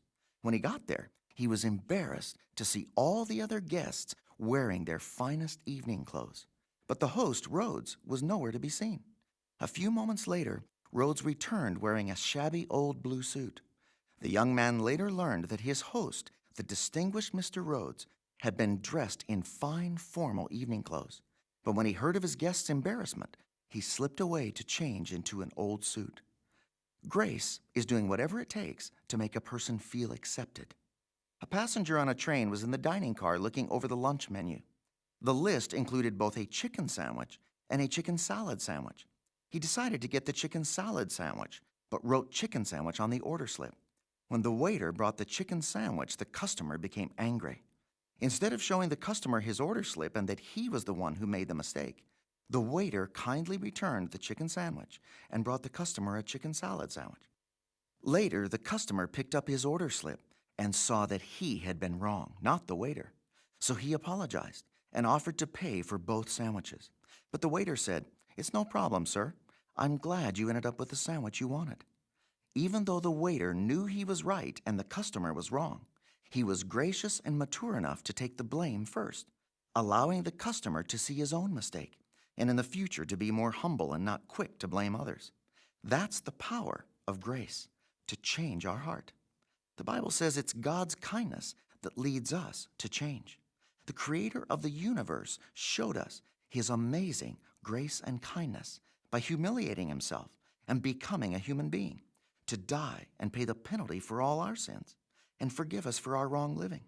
Won't you ask him to forgive you and change everything in your life for good? Just think a minute.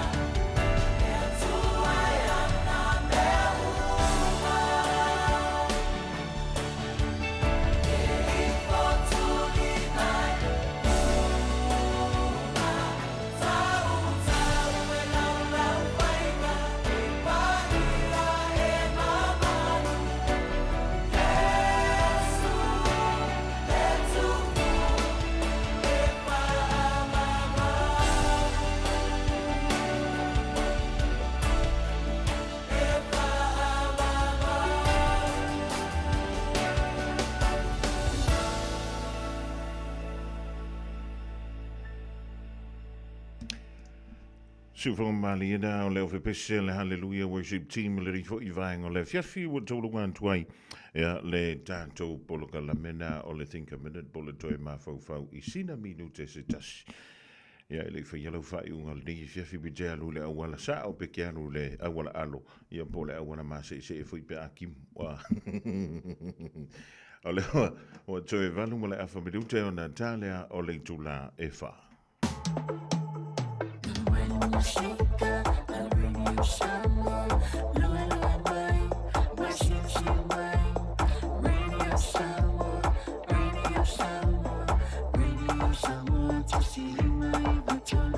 Radio Samoa.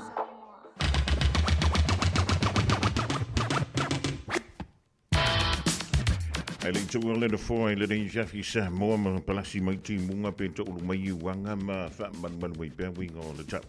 E mo le tulanga fa time mo le tap to ma fa mai le tu line sful mo le luang ila woliana leila si e pa ia le ding time le jafi.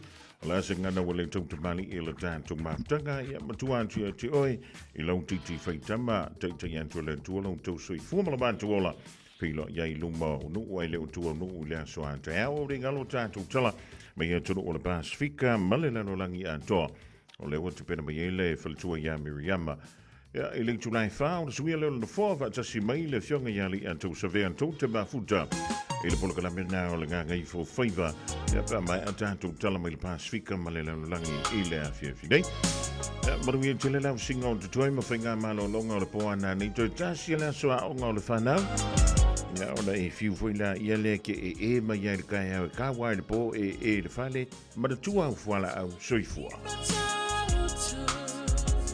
Ale penisula mai molino Le tai tu pito ia pia Si o utau langa manaya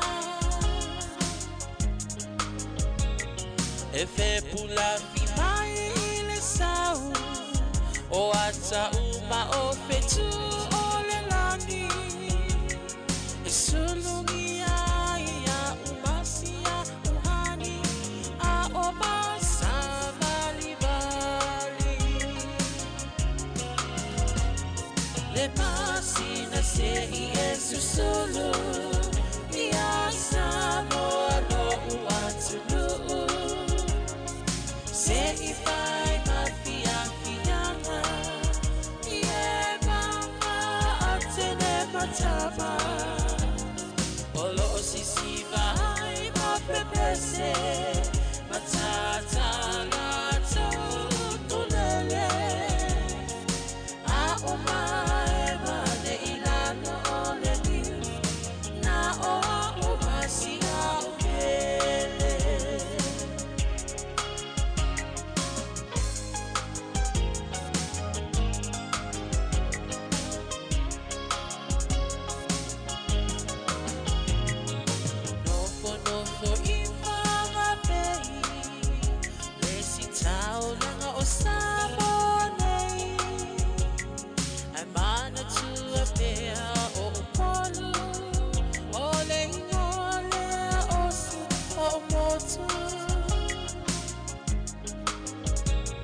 Ele ma fai